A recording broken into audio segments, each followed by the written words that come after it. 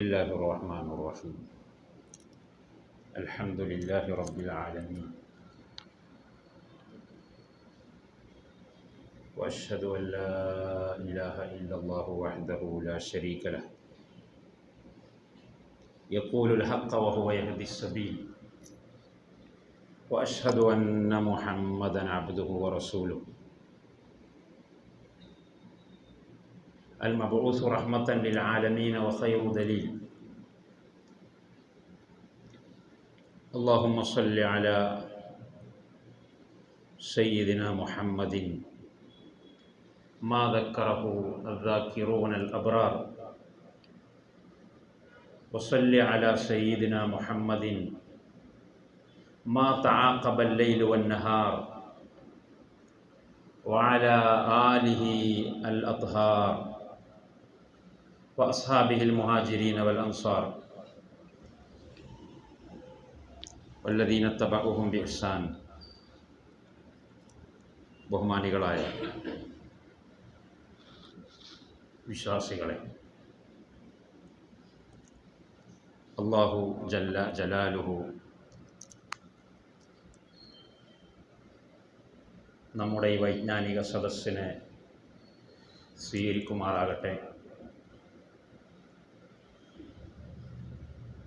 ഈ സദസ്സിൻ്റെ ബറക്കത്ത് കൊണ്ട് നമ്മുടെയും നമ്മുടെ മാതാപിതാക്കൾ, ഭാര്യസന്താനങ്ങൾ, സഹോദര സഹോദരിമാർ, നമ്മിൽ നിന്ന് മരണപ്പെട്ടു പോയവർ, ഈ പള്ളിയുമായി സഹകരിച്ച് സേവനം ചെയ്ത് പ്രവർത്തിക്കുന്നവർ എല്ലാവരുടെയും എല്ലാ ദോഷങ്ങളും അല്ലാഹു സുബ്ഹാനഹു വ തആല പുറത്തു തരുമാറാകട്ടെ. ഇന്ന് ആമുഖമായി പ്രാർത്ഥിക്കുകയാണ്. നമ്മൾ കഴിഞ്ഞ ആഴ്ചയല്ല, അതിൻ്റെ മുന്നത്തെ ആഴ്ച ഹിജ്റയെക്കുറിച്ച് പറഞ്ഞു. ഹിജ്റയെക്കുറിച്ച് വളരെ ചുരുങ്ങിയ രീതിയിലാണ് അന്ന് പറഞ്ഞത്. ഇനിയും ഒരുപാട് വിഷയങ്ങൾ അതുമായിട്ട് പറയാനുണ്ട്. ഇന്നത്തെ ക്ലാസ് കൂടി ഹിജ്റയുമായി ബന്ധപ്പെട്ട്, നമ്മൾ മുഹറം മാസത്തിൽ തന്നെയാണല്ലോ ഉള്ളത്, പറയാൻ ഏറ്റവും അനുയോജ്യമായ ഒരു അവസരം എന്ന നിലക്ക് ഹിജ്റയുമായി ബന്ധപ്പെട്ട ഒരുപാട് കാര്യങ്ങളിൽ കുറച്ചുകൂടി ഇന്ന് പറയണമെന്ന് ആഗ്രഹിക്കുന്നു. ഇസ്ലാമിക് കലണ്ടർ തുടങ്ങുന്നത് നബി സല്ലല്ലാഹു അലൈഹി വസല്ലം തങ്ങളുടെ ജനനം കൊണ്ടല്ല, നുബുവത്ത് അഥവാ പ്രവാചകത്വം ലഭിച്ച വർഷം കൊണ്ടും അല്ല. അതൊക്കെ നമ്മൾ പറഞ്ഞു. പിന്നെയോ ഇസ്ലാമിക് കലണ്ടറിൻ്റെ പേര് ഹിജ്റ കലണ്ടർ എന്നാണ്. ഇസ്ലാമിക് കലണ്ടറിൻ്റെ പേര് മൗലിദ് കലണ്ടർ എന്നല്ല, നബിദിന കലണ്ടർ എന്നല്ല, പ്രവാചകത്വ കലണ്ടർ എന്നല്ല, പിന്നെ ഹിജ്റ കലണ്ടർ. ശരി, അത് നമ്മൾ അന്ന് പറഞ്ഞു. എന്നാൽ ഇസ്ലാമിക് കലണ്ടറിൽ അഥവാ ഹിജ്റ കലണ്ടറിൽ തുടങ്ങുന്ന മാസം ഏതാണ്? നമ്മൾ ഇംഗ്ലീഷ് മാസം പറയുമ്പോൾ ജനുവരിയിലാണ് തുടങ്ങുന്നത്. ജനുവരി, ഫെബ്രുവരി ഇങ്ങനെ പോകും. എന്നാൽ ഇസ്ലാമിക് കലണ്ടർ അഥവാ ഹിജ്റ കലണ്ടർ തുടങ്ങുന്ന മാസം, നമ്മൾ ഇപ്പോൾ ഉള്ള മാസം ഏതാണ്? മുഹറം. അതിൻ്റെ ലോജിക്ക് എന്താ? ഹിജ്റ കൊണ്ട് തുടങ്ങാനുള്ള കാരണം നമുക്ക് ഏകദേശം മനസ്സിലായി. എന്നാൽ ഹിജ്റ കലണ്ടർ തുടങ്ങുമ്പോൾ ഹിജ്റ എന്ന് പറയുന്ന അതിമഹത്തായ സംഭവം നടന്ന ആ മാസം അല്ലേ കലണ്ടറിൽ ആദ്യം കൊടുക്കേണ്ടത്? ഹിജ്റ നടന്നത് എപ്പോഴാണ്? ഹിജ്റ നടന്നത് റബീഉൽ അവ്വലിൽ. റബീഉൽ അവ്വൽ 1 നബി സല്ലല്ലാഹു അലൈഹി വസല്ലം തങ്ങൾ മക്ക വിട്ട് ഇറങ്ങുന്നു. അങ്ങനെ മക്കയുടെ 4 കിലോമീറ്റർ പരിധിയിൽ ഉള്ള ഗാർ സൗറിൽ 3 ദിവസം താമസിക്കുന്നു. അവിടുന്ന് വീണ്ടും മുന്നോട്ടുള്ള യാത്ര തുടങ്ങി. റബീഉൽ അവ്വൽ 12 മദീനയിൽ പ്രവേശിക്കുന്നു. വിശ്വാസങ്ങളുടെ കൃത്യമായ മദീനയിൽ പ്രവേശിക്കുന്ന ഡേറ്റ് റബീഉൽ അവ്വൽ 12. അഥവാ റബീഉൽ അവ്വൽ മാസത്തിലാണ് നബി സല്ലല്ലാഹു അലൈഹി വസല്ലം ഹിജ്റ പോയത്. എന്നാൽ കലണ്ടർ തുടങ്ങുന്നത് റബീഉൽ അവ്വൽ അല്ലല്ലോ. ഇനി റബീഉൽ അവ്വൽ ഇനി എത്രയുണ്ട്? മുഹറം, സഫർ, റബീഉൽ അവ്വൽ. ഇനി 3-ാമത്തെ മാസമാണ്, ഹിജറ കലണ്ടറിലെ 3-ാമത്തെ മാസമാണ് റബീഉൽ അവ്വൽ. അതെന്തേ അങ്ങനെ? മുഹറത്തിൽ തുടങ്ങി. അതിൻ്റെ ലോജിക്ക് ഇൻഷാ അല്ലാഹ് നമ്മുടെ ക്ലാസ് അവസാനിക്കുമ്പോൾ നിങ്ങൾക്ക് മനസ്സിലാവും. എന്തുകൊണ്ട് എന്ന ചോദ്യം ഇപ്പോൾ ഞാൻ നിങ്ങളുടെ മനസ്സിൽ ഇട്ടുതരികയും അതിൻ്റെ മറുപടി അവസാനത്തോടുകൂടി നിങ്ങൾക്ക് മനസ്സിലാകുന്ന രീതിയിലായിരിക്കും നമ്മുടെ അവതരണം. മനസ്സിലായിട്ടില്ലെങ്കിൽ അപ്പോൾ നമുക്ക് തെളിച്ചു പറയാം. നബി സല്ലല്ലാഹു അലൈഹി വസല്ലം തങ്ങളുടെ 40-ാമത്തെ വയസ്സ് തന്നെ, ആ 40-ാമത്തെ വയസ്സിൽ പ്രവാചകത്വം കിട്ടിയപ്പോൾ തന്നെ പ്രവാചകന് അറിയുന്ന ഒരു കാര്യമാണ്, എനിക്ക് ഈ നാട്ടിൽ നിന്ന് പോകേണ്ടി വരും. അല്ലാഹു സുബ്ഹാനഹു വ തആല പരമശക്തനും എല്ലാ കാര്യങ്ങളും അറിയുന്നവനുമായതുകൊണ്ട് അല്ലാഹു തആലക്കെല്ലാം അറിയാം. എൻ്റെ പ്രവാചകന് ഹിജറ ഉണ്ടാകുമെന്നത് പ്രവാചകൻ നേരത്തെ കാലേ കൂട്ടി അതിൻ്റെ പ്ലാനിംഗ് ഒക്കെ ചെയ്തിട്ടുണ്ട്. മദീനയുമായി പ്രവാചകനെ അല്ലാഹു തആല നൂറ്റാണ്ടുകൾക്ക് മുമ്പ് ബന്ധിപ്പിച്ചിട്ടുണ്ട്. അതിൻ്റെ 1, 2, 3 അടയാളങ്ങൾ ഞാൻ പറയാം. ഒന്ന്, പ്രവാചകൻ്റെ പിതാവിൻ്റെ പിതാവ് അബ്ദുൽ മുത്തലിബ്, ഹാഷിമിൻ്റെ മകൻ അബ്ദുൽ മുത്തലിബിൻ്റെ മകൻ അബ്ദുള്ളയുടെ മകൻ മുഹമ്മദ് സല്ലല്ലാഹു അലൈഹി വസല്ലം. അബ്ദുൽ മുത്തലിബിൻ്റെ നാട് എവിടെയാണ്? മദീനയാണ്. അഥവാ വല്യാപ്പ ജനിച്ച നാട് മദീനയാണ്. മദീനയിൽ നിന്ന് പിന്നെ മക്കത്ത് വന്ന് താമസിച്ചതാണ് അബ്ദുൽ മുത്തലിബ്. അപ്പോൾ വല്ലിപ്പ തന്നെ മദീനക്കാരനാണ്, മദീനയുമായിട്ട് ബന്ധം. മറ്റൊരു ബന്ധം, നബി സല്ലല്ലാഹു അലൈഹി വസല്ലമയുടെ ഉപ്പ പിതാവ് മരണപ്പെടുന്നത് മദീനയിലാണ്. മദീനയിലേക്ക് സാധനങ്ങൾ കൊണ്ടുപോകാനും വേണ്ടിയിട്ടും കച്ചവടാശരത്തൊക്കെ മക്കത്തുനിന്ന് പറഞ്ഞേക്കും. അബ്ദുൽ മുത്തലിബ് തൻ്റെ മകനായ അബ്ദുള്ളയെ അഥവാ അള്ളാഹുവിൻ്റെ റസൂലിൻ്റെ പിതാവിനെ നബി സല്ലല്ലാഹു അലൈഹി വസല്ലം തങ്ങൾ ഗർഭത്തിലിരിക്കുമ്പോൾ കുട്ടിയായി ജനിച്ചിട്ടില്ല. അബ്ദുള്ള എന്നവർ മദീനയിലേക്ക് യാത്ര പോകുമ്പോൾ മദീനയുടെ പരിസരത്ത് വെച്ചുകൊണ്ടാണ് അദ്ദേഹം മരണപ്പെടുന്നത്. അപ്പൊ വല്യാപ്പൻ്റെ ജന്മസ്ഥലം മദീന, ബാപ്പയുടെ മരണസ്ഥലം, ബാപ്പയുടെ ഖബറുള്ളത് മദീന. നബി സല്ലല്ലാഹു അലൈഹി വസല്ലം തങ്ങളുടെ 6-ാമത്തെ വയസ്സിൽ ഉമ്മയായ ആമിനത്തു ബിന്തു വഹബ് എന്ന് പറയുന്ന ഉമ്മ തൻ്റെ മകനെയും കൂട്ടി 6-ാമത്തെ വയസ്സിൽ, 6-ാമത്തെ വയസ്സ് എന്ന് പറഞ്ഞാൽ വകതിരിവുണ്ട്. പരിസരമൊക്കെ കണ്ടാൽ മനസ്സിലാവും. കാടും കുന്നും മലയും പർവ്വതങ്ങളും മണലാരണ്യങ്ങളും മരുഭൂമിയും കണ്ടാൽ തിരിയും. അപ്പൊ ജോഗ്രഫിക്കലായിട്ടുള്ള ഒരു എക്സ്പ്ലോറേഷൻ 6-ാമത്തെ വയസ്സിൽ പ്രവാചകൻ നടത്തുകയാണ് ഉമ്മയുടെ കൂടെ. എന്തിനാ പോകുന്നത്? ഉപ്പാന്റെ ഖബർ സിയാറത്ത് ചെയ്യാൻ. മരണപ്പെട്ടു പോയ ഭർത്താവ്, ഈ കുട്ടിയുടെ ഉപ്പ, ആ കുട്ടിക്ക് ഉപ്പാന്റെ ഖബർ, ഉപ്പയുമായിട്ട് ആത്മബന്ധമുണ്ട്. അങ്ങനെ കൊണ്ടുപോയി പരിചയപ്പെടുത്തി കൊടുത്തു. 6-ാമത്തെ വയസ്സിൽ പ്രവാചക തിരുമേനി മദീനയുമായിട്ട് ശാരീരിക ബന്ധം പുലർത്തി. 40-ാമത്തെ വയസ്സിൽ, ഞാൻ ചുരുക്കി പറഞ്ഞു, ഒരു ആമുഖം മാത്രമാണ്. 40-ാമത്തെ വയസ്സിൽ പ്രവാചക തിരുമേനിക്ക് ജിബ്രീൽ അലൈഹിസ്സലാം വഹി നൽകിയതിൻ്റെ പശ്ചാത്തലത്തിൽ നബി സല്ലല്ലാഹു അലൈഹി വസല്ലം തങ്ങൾക്ക് പനിയും വറക്കലും ഒക്കെ ഉണ്ടായി വീട്ടിലേക്ക് വന്നു. ഖദീജ റളിയല്ലാഹു അൻഹ സമാധാനിപ്പിച്ചു.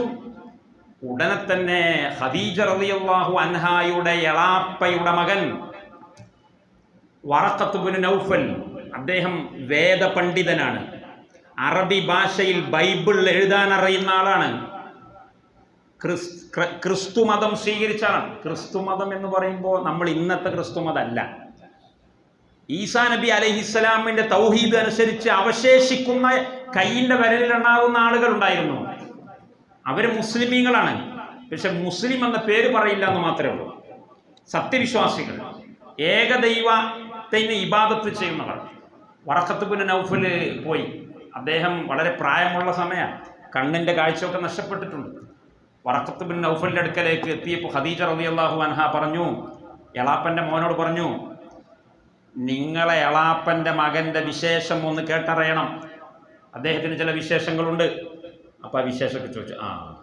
അതായത് ജിബ്രീൽ അലൈഹിസ്സലാം വന്ന് വഹി കൊടുത്ത സംഗതിയാണ് പറഞ്ഞത്. അത് കേട്ടപ്പോൾ തന്നെ വറഖത്ത് ഇബ്നു നൗഫൽ പറഞ്ഞു, ഹാദാ നാമൂസുൻ കാന യഅതി മൂസ, ഇത് മൂസാ നബി അലൈഹിസ്സലാമിന് വരാറുണ്ടായിരുന്ന സുവിശേഷമാകുന്നു. എന്നിട്ട് അദ്ദേഹം പറയാണ്, യാ ലൈതനി ഫീഹാ ജദഅൻ അകൂനു മഅക ഇദ് യുഖ്രിജുക ഖൗമുക. നിങ്ങളുടെ നാട്ടിൽ നിന്ന് നിങ്ങളുടെ നാട്ടുകാർ നിങ്ങളെ ആട്ടിയോടിക്കുന്ന സമയത്ത് ഞാൻ ഉണ്ടായിരുന്നുവെങ്കിൽ എന്ന് ഞാൻ ആഗ്രഹിക്കുകയാണ്. വറഖത്ത് ബിൻ നൗഫൽ ഇത് കേട്ടപ്പോൾ തന്നെ നടക്കാൻ പോകുന്നതിൻ്റെ പരിണിത ഫലങ്ങളെക്കുറിച്ച് ഉടനെ തന്നെ സൂചന കൊടുത്തു. അന്ന് ഞാനുണ്ടായിരുന്നുവെങ്കിൽ, ആ ദിവസം ഞാനുണ്ടായിരുന്നുവെങ്കിൽ, അൻസുർക നസ്റൻ മുഅസ്സറ, നിങ്ങൾ അതിശക്തമായ നിലയിൽ ഞാൻ സപ്പോർട്ട് ചെയ്യും, ഞാൻ സഹായിക്കും. പക്ഷെ അദ്ദേഹം മരണപ്പെട്ടു പോയി. ഈ വർത്തമാനം കണ്ട് കേട്ടപ്പം ലൈതനി അകൂനു മഅക ഇദ് യുഖ്രിജുക ഖൗമുക, നിങ്ങളെ സമുദായം, നിങ്ങളെ നാട്ടുകാർ നിങ്ങളെ ആട്ടിയോടിക്കുമ്പോൾ ഞാൻ ഉണ്ടായിരുന്നുവെങ്കിൽ എന്ന് പറയുന്നത് കേട്ടപ്പോൾ തന്നെ പ്രവാചകൻ ചോദിച്ചു, അവ മുഖരിജിയഹും, ഓലിൻ്റെ നാട്ടിപ്പായിപ്പിക്കോ? പ്രവാചകന് ഒരിക്കലും അത് സഹിക്കാൻ കഴിഞ്ഞില്ല. എൻ്റെ സ്വന്തം നാട്ടിൽ നിന്ന് എന്നെ ആട്ടിപ്പായിപ്പിക്കും ഞങ്ങൾ പറയുന്നത്. ഇതിന് പണ്ഡിതന്മാർ പല അർത്ഥവും പറഞ്ഞിട്ടുണ്ട്. ഒരർത്ഥം, സ്വന്തം നാട് വിടാൻ ഒരാൾക്കും പൂതി ഉണ്ടാവില്ലല്ലോ. സ്വന്തം നാട്ടിപ്പായിപ്പിക്കേ, അത് ഒരിക്കലും ഒരു മനുഷ്യന് ഇഷ്ടപ്പെടാത്ത സംഗതിയാണ്. പ്രവാസികൾ ഒക്കെ അറിയാം, പ്രവാസ ലോകത്തൊക്കെ പോയ ആളുകൾക്ക് നാടുമായിട്ട് മനസ്സിന് എപ്പോഴും ബന്ധമുണ്ടാവും. നാട്ടിക്ക് പോകണം. പരദേശത്ത് പോവുക എന്ന് പറയുന്നത് ഒരാളെ സംബന്ധിച്ചോളം സഹിക്ക വയ്യാത്തൊരു സംഗതിയാണ്. അതുകൊണ്ട് പ്രവാചകൻ മനപ്രയാസം കൊണ്ട് ചോദിച്ചതാണ്, അവ മുഖരിജിയഹും, ഓലിൻ്റെ നാട്ടിൽ നിന്ന് പുറത്താക്കുക വരെ ചെയ്യുമോ? ആക്രമിക്കുക, കൂക്കി വിളിക്കുക, അതൊക്കെ നമ്മൾ സഹിക്കാം. നാട്ടിൽ നിന്ന് പുറത്താക്കുക. അപ്പോൾ ഒരു വ്യാഖ്യാനം അതാണ്. എന്നാൽ അതിനേക്കാളും നല്ല ഒരു വ്യാഖ്യാനം തഖീദ്ദീൻ സുബ്കി എന്ന് പറയുന്ന ഒരു പണ്ഡിതൻ, അദ്ദേഹം പറഞ്ഞ വ്യാഖ്യാനം അതല്ല പറഞ്ഞതിൻ്റെ അർത്ഥം. നാട്ടിൽ നിന്ന് പുറത്താക്കുന്നതിൽ മനപ്രയാസപ്പെടുക എന്ന് പറഞ്ഞാൽ നമ്മളെപ്പോലത്തെ സാധാരണക്കാർക്ക് ഓക്കെ. ഒരു പ്രവാചകനെ സംബന്ധിച്ചിടത്തോളം അതിൻ്റെ പേരിൽ മനപ്രയാസപ്പെടുന്നത് ശരിയല്ല. അതിനേക്കാളും വലിയ പ്രയാസങ്ങളൊക്കെ വരാനില്ലേ? മനപ്രയാസപ്പെടാൻ പാടുണ്ടോ? എന്നാൽ പ്രവാചകൻ മനപ്രയാസപ്പെട്ടത് അതിൻ്റെ പേരിലല്ല. സുബ്കി റഹിമഹുല്ല പറയുന്നു, പ്രവാചകൻ മനപ്രയാസപ്പെട്ടത്, ആ നാട്ടിൽ നിന്ന് എന്നെ പുറത്താക്കിയാൽ ആ നാട്ടിലെ ജനങ്ങളെ നന്നാക്കി സ്വർഗത്തിലേക്ക് കൊണ്ടുപോകാനുള്ള ഒരു അവസരം എനിക്ക് നഷ്ടപ്പെടുമല്ലോ, അങ്ങനെ സംഭവിക്കുമോ എന്ന ആകാംക്ഷയിലാണ് നബി സല്ലല്ലാഹു അലൈഹി വസല്ലം തങ്ങൾ അങ്ങനെ പറഞ്ഞിട്ടുള്ളത്. അതൊരു വിശദീകരണമാണ്. ഏതെങ്കിലും ആവട്ടെ. അപ്പോൾ വറഖത്ത് ബിൻ നൗഫൽ പറഞ്ഞു, അതെ, നാം, അവർ നിങ്ങളെ പുറത്തേക്ക് നാട് കടത്തും. എന്നിട്ട് പറഞ്ഞു, ലം യഅതി റജുലുൻ ഖത്തു ബിമിസ്ലി മാ ജിഅത ബിഹി ഇല്ലാ ഊദിയ. നിങ്ങളെപ്പോലെയുള്ള ഒരാൾ, അഥവാ ഒരു പ്രവാചകൻ, നിങ്ങളെപ്പോലെയുള്ള ഒരാളും തന്നെ ചരിത്രത്തിൽ കഴിഞ്ഞു പോയിട്ടില്ല. ലം യഅതി റജുലുൻ ഖത്തു ബിമിസ്ലി മാ ജിഅത ബിഹി, നിങ്ങൾ കൊണ്ടുവന്നതുപോലെയുള്ള ഒരു ആദർശ പ്രസ്ഥാനവുമായി ചരിത്രത്തിൽ ആരെല്ലാം വന്നിട്ടുണ്ടോ, ഇല്ല ഊദിയ, ആ വന്നവരെയൊക്കെയും ആക്രമിക്കപ്പെട്ടവരല്ലാതെ, പീഡിപ്പിക്കപ്പെട്ടവരല്ലാതെ, നാട്ടിൽ നിന്ന് ആട്ടിയോടിക്കപ്പെട്ടവരല്ലാത്ത ഒരു ചരിത്രം എനിക്ക് അറിയില്ല. ഇതാണ് വറഖത്ത് ബിൻ നൗഫൽ പറയുന്നത്. അപ്പം നബി സല്ലല്ലാഹു അലൈഹി വസല്ലം 40ാമത്തെ വയസ്സിൽ തന്നെ മനസ്സിൽ കോറിയിടപ്പെട്ടിട്ടുണ്ട്, ഈ നാട്ടിൽ നിന്ന് ഏതെങ്കിലും ഒരു ദിവസം പോവേണ്ടി വരും, ഉറപ്പാ. ഈ പശ്ചാത്തലങ്ങളൊക്കെ പിന്നെ ഹിജറ പോകുന്നതിന് മുമ്പ് തന്നെ അല്ലാഹു സുബ്ഹാനഹു വ തആല 2 പ്രാവശ്യം അല്ലാഹു സന്ദേശം കൊടുത്തിട്ടുണ്ട്. മുഹമ്മദ് നബിയെ, നിങ്ങൾക്ക് പോകാനുള്ള സ്ഥലം, ഒന്നാമത്തെ പ്രാവശ്യം സന്ദേശം കൊടുത്തപ്പോൾ മദീന എന്ന് കൃത്യമായി പറഞ്ഞിട്ടില്ല, കാരക്കത്തോട്ടങ്ങളുള്ള ഒരു സ്ഥലം എന്നാണ് സ്വപ്നത്തിൽ വന്നത്. അതുകൊണ്ട് തന്നെ മദീന എന്ന് കൃത്യമായി പറയാൻ നബി സല്ലല്ലാഹു അലൈഹി വസല്ലം ധൈര്യപ്പെട്ടില്ല.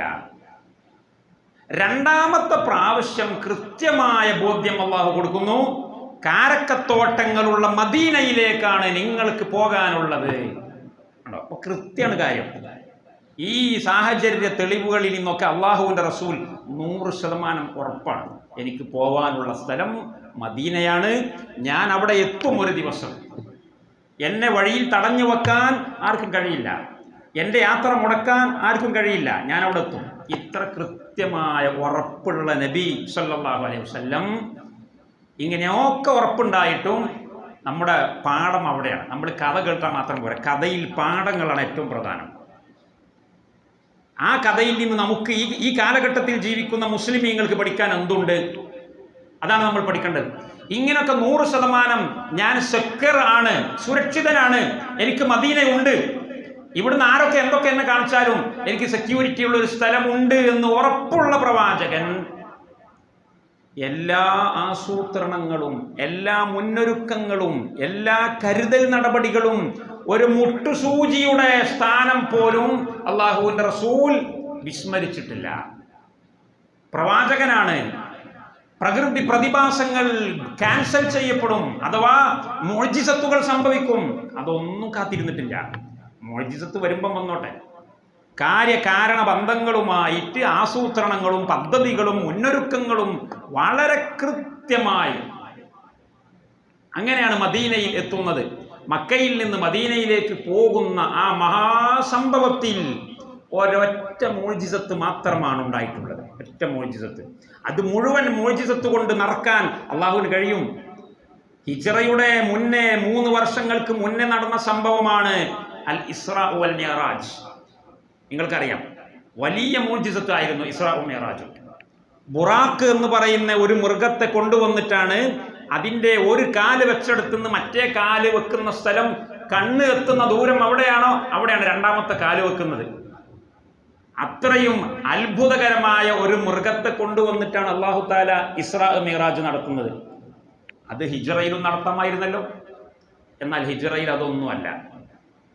ഹിജ്റയിൽ പ്രവാചകന്റെ അതിശക്തമായ മുന്നൊരുക്കങ്ങളുടെ കഥകൾ വായിക്കുമ്പോൾ നമ്മൾ മനസ്സിലാക്കേണ്ടത്, നമ്മുടെ സമുദായം ഇന്ന് ഏറ്റവും അലസമായി നടന്നുകൊണ്ടിരിക്കുന്ന, യാതൊരു പദ്ധതികളുമില്ലാത്ത, യാതൊരു ആസൂത്രണവുമില്ലാത്ത, എത്ര അനുഭവിച്ചാലും അനുഭവങ്ങളിൽ നിന്നും ചരിത്രങ്ങളിൽ നിന്നും പാഠം പഠിക്കുകയില്ല എന്ന് ഉറപ്പിച്ചിരിക്കുന്ന, ഏറ്റവും പിന്നോക്കം നിൽക്കുന്ന ഒരു സമുദായമായിട്ട് നമ്മുടെ സമുദായം മാറിയിരിക്കുകയാണ്.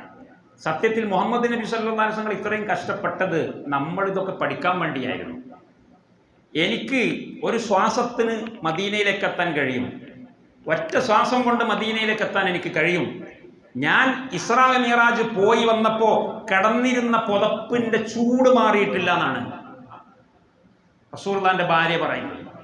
റസൂലുള്ളാഹി തങ്ങൾ ഇവിടുന്ന് പോയോ? എപ്പോൾ പോയി?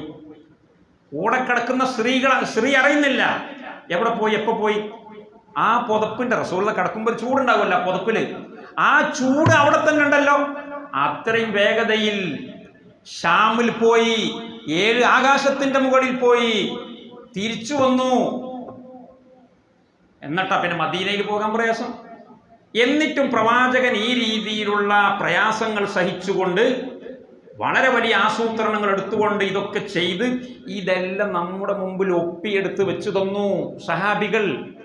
പരിശുദ്ധ ഖുർആനിലും സ്വഹീഹുൽ ബുഖാരിയിലും സ്വഹീഹ് മുസ്ലിമിലും ഇതൊക്കെ റിപ്പോർട്ട് ചെയ്യപ്പെടുകയാണ്. എന്തിനു വേണ്ടിയിട്ട്? എൻ്റെ സമുദായം ഇതിൽ നിന്ന് കണ്ടുപഠിക്കണം. അത്ഭുതങ്ങൾ കാണിക്കാൻ സാധിക്കുന്ന ഞാൻ പോലും അത്ഭുതങ്ങളെ അവലംബിച്ചുകൊണ്ടല്ല ജീവിച്ചിട്ടുള്ളത്. പ്രവൃത്തിയാണ്, കർമ്മമാണ്, അധ്വാനശേഷിയാണ്, നൈരന്തര്യമാണ്, കാര്യകാരണങ്ങളുമായി ബന്ധപ്പെടലാണ്. അങ്ങനെ ബന്ധപ്പെടുന്ന ഒരു സമുദായത്തിന് മാത്രമേ ലോകത്തിന്റെ ഉച്ചിയിൽ പ്രാപിക്കാൻ കഴിയുകയുള്ളൂ. ഈ സന്ദേശമാണ് പ്രവാചകൻ കൈമാറുന്നത്. പക്ഷെ ഞമ്മക്ക് ഇതൊക്കെ ഒരു കഥയാണ്. ഞമ്മക്ക് ഇതൊക്കെ കൊല്ലം കൊല്ലം പ്രസംഗിക്കാനും അത് കേൾക്കാനുള്ള ഒരു ചരിത്ര സംഭവം മാത്രം. അതല്ല പ്രവാചകൻ ഉദ്ദേശിച്ചിട്ടുണ്ടായിരുന്നത്. ആ യാത്രയിൽ ഞാൻ പറഞ്ഞ ഒറ്റ അത്ഭുതം മാത്രമാണ്, ഒറ്റ അത്ഭുതം. അത് സൗർ ഗുഹയിൽ നിന്ന് മദീനയിലേക്ക് ഇറങ്ങിപ്പുറപ്പെട്ടപ്പോൾ അബൂജഹലും കൂട്ടരും മക്കത്ത് അനൗൺസ്മെന്റ് ചെയ്തിട്ടുണ്ട്, മുഹമ്മദിനെ കാണാനില്ല, മുഹമ്മദ് നമ്മുടെ ഇടയിൽ നിന്ന് തടി തപ്പിയിട്ടുണ്ട്. ഇനി ഒരു കാര്യം, മുഹമ്മദിന്റെ തലയെടുത്ത് കൊണ്ടുവരുന്നവർക്ക് 100 ഒട്ടകം. ഈ ഓഫർ അങ്ങോട്ട് കേട്ടപ്പം മക്കയിലും പരിസരത്തുള്ള ഈ പ്രതികളെ, ഒളിച്ചോടിയവരെ പിടികൂടാൻ കഴിവുള്ള യോഗ്യരായ കുതിരസവാരി നടത്താൻ പറ്റിയ ആളുകളൊക്കെ ഉണ്ട്. 100 ഒട്ടകല്ലേ മുഹമ്മദിന്റെ തലക്ക് 100 ഒട്ടകം, കൂടെ അബൂബക്കർ സിദ്ദീഖിന്റെ തലയും കൂടി കിട്ടിയ 200 ഒട്ടകം. ഇത് കിട്ടാൻ വേണ്ടി പരക്കം പായാണ് ആൾക്കാർ. അങ്ങനെ ആ കൂട്ടത്തില് സുറാഖത്ത് ബിൻ മാലിക്, അദ്ദേഹം പിന്നീട് മുസ്ലിമായി റളിയല്ലാഹു അൻഹു. സുറാഖത്ത് ബിൻ മാലിക് ഇങ്ങനെ മദീനയിലേക്കുള്ള പാതയിലൂടെ ഇങ്ങനെ നോക്കി. അപ്പൊ വഴിയിൽ ഒരാള് സുറാഖയോട് പറഞ്ഞു, ഞാൻ ഇവിടെ 2 കറുത്ത അടയാളങ്ങൾ കണ്ടു, കുറച്ചപ്പുറത്ത് 2 കറുത്ത അടയാളങ്ങൾ. അത് മുഹമ്മദ് ആയിരിക്കാൻ സാധ്യത ഉണ്ടാവോ? കാര്യം ചോദിക്കുന്നാക്ക് എന്ത് ചെയ്യണം? മുഹമ്മദ് ആണെങ്കിൽ പിടികൂടിയിട്ട് തലയെടുത്തിട്ട് 100 ഒട്ടകം വാങ്ങണം. ഇതിനുവേണ്ടി ഇയാൾ ചോദിക്കുന്നത്. സുറാഖയും ഇതുപോലെ തന്നെയാണ്. സുറാഖയും അബൂജഹലിന്റെ ഓഫർ കേട്ടിട്ടുണ്ട്. അപ്പൊ സുറാഖ ഇയാളോട് പറഞ്ഞു, മുഹമ്മദോ? എന്ത് മുഹമ്മദ്? അത് മുഹമ്മദൊന്നും ആവില്ല. എന്തിനാ പറഞ്ഞ്? ആ നറുക്ക് എനിക്ക് കിട്ടണം. അങ്ങനെ തൽക്കാലം മറ്റവൻ അടക്കില്ല. അത് മുഹമ്മദൊന്നും അല്ല, മുഹമ്മദ് തീരെ വരൂല. ഇത് സാധാരണ മക്ക മദീന റൂട്ടല്ല. മുഹമ്മദ് നബി പോകുന്നത് വേറെ വഴിക്കാണ്. അങ്ങനെ മൂപ്പര് കുറച്ചു നേരം അവിടെ അങ്ങനെ മുരണ്ട് കളിച്ചിരുന്ന് കുറച്ച് അപ്പുറത്തേക്ക് പോയിട്ട് റൂട്ട് മാറിയിട്ട് മദീന റൂട്ടിലേക്ക് നേരെ വാണം വിട്ട മാതിരി. കാരണം ആ റൂട്ട് എന്ന് പറഞ്ഞാൽ സാധാരണ മണലുള്ള റൂട്ട് അല്ല. മണലുണ്ടാകുമ്പോൾ ഗ്രിപ്പ് കിട്ടാൻ പ്രയാസമാണ്. അതുകൊണ്ടാണ് മദീനയിലേക്കുള്ള റൂട്ടിൽ പ്രവാചകൻ അബ്ദുല്ലാഹിബ്നു ഉറൈഖിത്ത് എന്ന് പറയുന്ന അമുസ്ലിമായ ഒരാളെ, വഴിയറിയുന്ന ഒരു ട്രാവൽ ഗൈഡിനെ, സാധാരണ നാഷണൽ ഹൈവേ അല്ലാത്ത ഊടുവഴികൾ നോക്കിയിട്ട് അതും ഒട്ടകത്തിന് പാസ് ചെയ്ത് പോകാൻ പറ്റുന്ന വഴിയായിരിക്കണം അയാളെ കൂട്ടുപിടിച്ചത്. കാലുകൾ നിലത്ത് പതിഞ്ഞു പോകാൻ പാടില്ല. നല്ല ഉറപ്പുള്ള ഭൂമിയായിരിക്കണം. പരിചയസമ്പന്നനായ ആളെ വിളിച്ചു, കൂട്ടിന് പിടിച്ചു, ആ റൂട്ടിലൂടെ പോകുന്നത്. ഒട്ടകം സ്പീഡിൽ പോകും, കാരണം കാല് മണ്ണിൽ പൂണ്ടു പോവുകയില്ല. അങ്ങനെയുള്ള മണ്ണിലൂടെയാണ് സുറാഖ തൻ്റെ കുതിരയെ സൂപ്പർസോണിക് വിമാനത്തിന്റെ വേഗതയിൽ ഡ്രൈവ് ചെയ്യുന്നത്. പറഞ്ഞ മാതിരി തന്നെ അള്ളാഹുവിന്റെ റസൂലിന്റെ തൊട്ടു പിന്നാലെ സുറാഖ എത്താണ്. സുറാഖ പ്രവാചകന്റെ ഖുർആൻ പാരായണം കേൾക്കുന്നു. അടുത്തെത്തിയപ്പോൾ പ്രവാചകൻ അവിടേക്കും നോക്കുന്നില്ല. Never mind. ലോകം മൊത്തം കുലുങ്ങിയാലും കുലുങ്ങാത്ത മനസ്സാണ് പ്രവാചകന്റെ മനസ്സ്. എന്നാൽ അബൂബക്കർ സിദ്ദീഖ് റളിയല്ലാഹു അൻഹു ബേജാറിലും വെപ്രാളത്തിലും 4 ഭാഗവും നോക്കുകയാണ്. എന്ത് സംഭവിക്കും? ആരാണ് വേക്കിലുള്ളത്? തിരിഞ്ഞു മറഞ്ഞു. ഖാന അബൂബക്കറിൻ യുക്സിറുൽ ഇൽതിഫാത്ത് വന്നബിയു ലാ യൽതഫിതു വയഖറഉൽ ഖുർആൻ. അബൂബക്കർ വളരെ കൂടുതലായിട്ട് നോക്കിക്കൊണ്ടിരിക്കുന്നു, മുഹമ്മദ് നബി നോക്കുന്നേ ഇല്ല, ഖുർആൻ പാരായണാണ്. നിങ്ങൾ ആലോചിച്ച് നോക്കി, നമ്മളെ ബാക്കിലെങ്ങാണ് ഒരു പട്ടി ഓടിയാല് മനപ്പാടുള്ള ഇഖ്ലാസ് സൂറത്ത് നമുക്ക് ഓതാൻ കിട്ടുമോ? ബാപ്പയെന്ന് വിളിക്കാൻ കഴിയോ? ഉമ്മ എന്ന് വിളിക്കാൻ തൊള്ളേരെ നാവ് കൊണ്ടോ? എന്നാൽ തലയെടുക്കാൻ വേണ്ടി ആയുധങ്ങളുമായിട്ട് പിറകെ കൂടിയിട്ടുള്ള സുറാഖയെ നെവർ മൈൻഡ്, ഞാൻ അള്ളാഹുവിന്റെ സംരക്ഷണത്തിലാണ് എന്ന 100% ഗ്യാരണ്ടിയിൽ പോകുന്ന പ്രവാചകൻ അത് കേട്ട ഭാവം തന്നെ നടിച്ചില്ല. അടുത്ത് എത്താനായപ്പോ സുറാഖയുടെ കുതിരയുടെ കാലുകൾ മണലിൽ പൂണ്ടുപോയി. എങ്ങനത്തെ മണല്? സാധാ മണലല്ല. ഞാൻ നേരത്തെ പറഞ്ഞല്ലോ, ഒരിക്കലും മണലില്ലാത്ത ഭൂമിയാണ് അത്. അങ്ങനെയുള്ള റൂട്ടിലൂടെ പോകുന്നത്. ഒരു നിലക്കും കാലുകൾ പൂണ്ടുപോകാൻ പാടില്ല. അങ്ങനെയുള്ള സ്ഥലത്ത് ഈ കുതിരയുടെ കാലുകൾ പൂണ്ട് വയറ് ഭൂമിയിൽ തട്ടിപ്പോയി. എത്രമാത്രം പൂണ്ടിട്ടുണ്ടാവും? അങ്ങനെ അദ്ദേഹം കഷ്ടപ്പെട്ട് പ്രയാസപ്പെട്ട് കാലുകൾ പറിച്ചെടുത്തപ്പോൾ പൊടിപ്പടലങ്ങൾ പാറിയിട്ട് ഒന്നാകെ ഇരുണ്ടുപോയി എന്നാണ് പറയുന്നത്. അങ്ങനെ വീണ്ടും കുതിരപ്പുറത്ത് കയറിയിട്ട് പ്രവാചകനെ പിടിക്കാൻ വേണ്ടി സഞ്ചരിച്ചു. വീണ്ടും കാലുകൾ താന്നുപോയി 3 പ്രാവശ്യം. അപ്പൊ അദ്ദേഹത്തിന് മനസ്സിലായി, ഇത് സംഗതി വേറെയാണ്. ഇത് നമുക്ക് എടുക്കാൻ പറ്റിയ തലയല്ല. ഈ തലയെ സംരക്ഷിക്കാൻ ഒരാളുണ്ട് എന്ന് മനസ്സിലാക്കിയപ്പോ അദ്ദേഹം പറഞ്ഞു, ഞാൻ സറണ്ടർ ചെയ്തിട്ടുണ്ട്, ഞാൻ കീഴടങ്ങിയിട്ടുണ്ട്, നിങ്ങളെ കൊല്ലൂല, നിങ്ങൾ ആക്രമിക്കൂല, നിങ്ങളൊന്ന് പ്ലീസ് വെയിറ്റ് ചെയ്യ്, എനിക്ക് ചില കാര്യങ്ങൾ പറയാനുണ്ട്. അങ്ങനെ പ്രവാചകൻ വെയിറ്റ് ചെയ്തു. എന്താ വേണ്ട? നിങ്ങൾ എന്തിനാ നമ്മളെ വേക്കൽ കൂടിയത്? നിങ്ങൾക്ക് കളിക്കാൻ പറ്റിയ ആളല്ല ഞാൻ. അപ്പോൾ അദ്ദേഹം പറഞ്ഞു, നിങ്ങൾക്ക് എന്തെങ്കിലും വേണോ? വഴിയിൽ നമ്മൾ പെട്രോൾ പമ്പൊക്കെ ഉണ്ടാവുമല്ലോ, വഴിയിൽ എനിക്ക് കച്ചവടക്കാരുണ്ട്, എനിക്ക് പരിചയക്കാരുണ്ട്, ഞാനിവിടെ നല്ല പരിചയമുള്ള ആളാണ്, നിങ്ങൾക്ക് എവിടെ നിന്നെങ്കിലും വല്ല സഹായവും വേണമെങ്കിൽ ഞാൻ എൻ്റെ ഒരു അമ്പ്, അദ്ദേഹത്തിൻ്റെ ആവനാഴിയിൽ കുറേ അമ്പുകളുണ്ട്, എൻ്റെ അടയാളപ്പെടുത്തിയ അമ്പുണ്ട്, ആ അമ്പ് കാണിച്ചു കൊടുത്താൽ നിങ്ങൾക്ക് പെട്രോൾ പമ്പിൽ നിന്ന് വെള്ളം കിട്ടും, പാല് കിട്ടും, ഒക്കെ കിട്ടും, പേടിക്കണ്ട. പ്രവാചകൻ പറഞ്ഞു, ഒന്നും വേണ്ട, നിങ്ങളെ ഒരു സഹായം ഞങ്ങൾക്ക് വേണ്ട, ഒറ്റ സഹായം മാത്രം മതി. നോക്കണം നിങ്ങൾ, ഒരൊറ്റ സഹായം. ഈ അത്ഭുതമൊക്കെ കാട്ടിയ നബി ഒറ്റ സഹായം ആവശ്യപ്പെടണമെന്നാ തരാം. അഹ്ഫി അന്ന, അഹ്ഫി അന്ന, ഞങ്ങളെപ്പറ്റി ആരോടും പറയരുത്, ഞങ്ങൾ രണ്ടാൾക്കാർ ഇതിൽ പോകുന്നുണ്ട് എന്നുള്ള വിവരം ആരോടും പറയരുത്, ഞങ്ങൾ സേഫായിട്ട് അവിടെ എത്തട്ടെ. നിങ്ങൾ ആലോചിച്ച് നോക്കിയാണ്, ഈ കുതിരന്റെ 4 കാലും മണ്ണിലേക്ക് പൂഴ്ത്തിയ അത്ഭുതങ്ങൾ കാണിച്ച അല്ലാഹു സുബ്ഹാനഹു വ തആലയിൽ അഭയം പ്രാപിച്ചാൽ പോരെ? അള്ളാഹിനോട് പറഞ്ഞാൽ പോരെ? അല്ല, കാര്യകാരണ ബന്ധങ്ങൾ. ഇക്കാര്യം ഞങ്ങൾ ഇതിൽ പോയിട്ടുണ്ട് എന്നുള്ള കാര്യം നിങ്ങൾ ആരോടും പറയരുത്, വേറെ ഒരു സഹായവും വേണ്ട.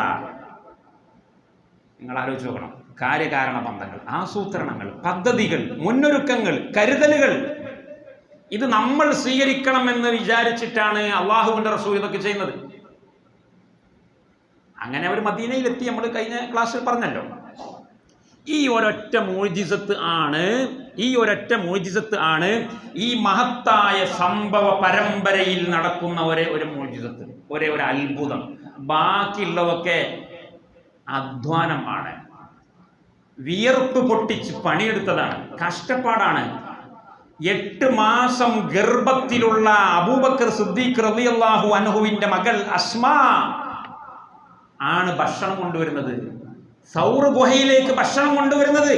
അബൂബക്കർ സിദ്ദീഖിന്റെ മൂത്ത മകൾ അസ്മാഇന് 8 മാസം ഗർഭമാണ്.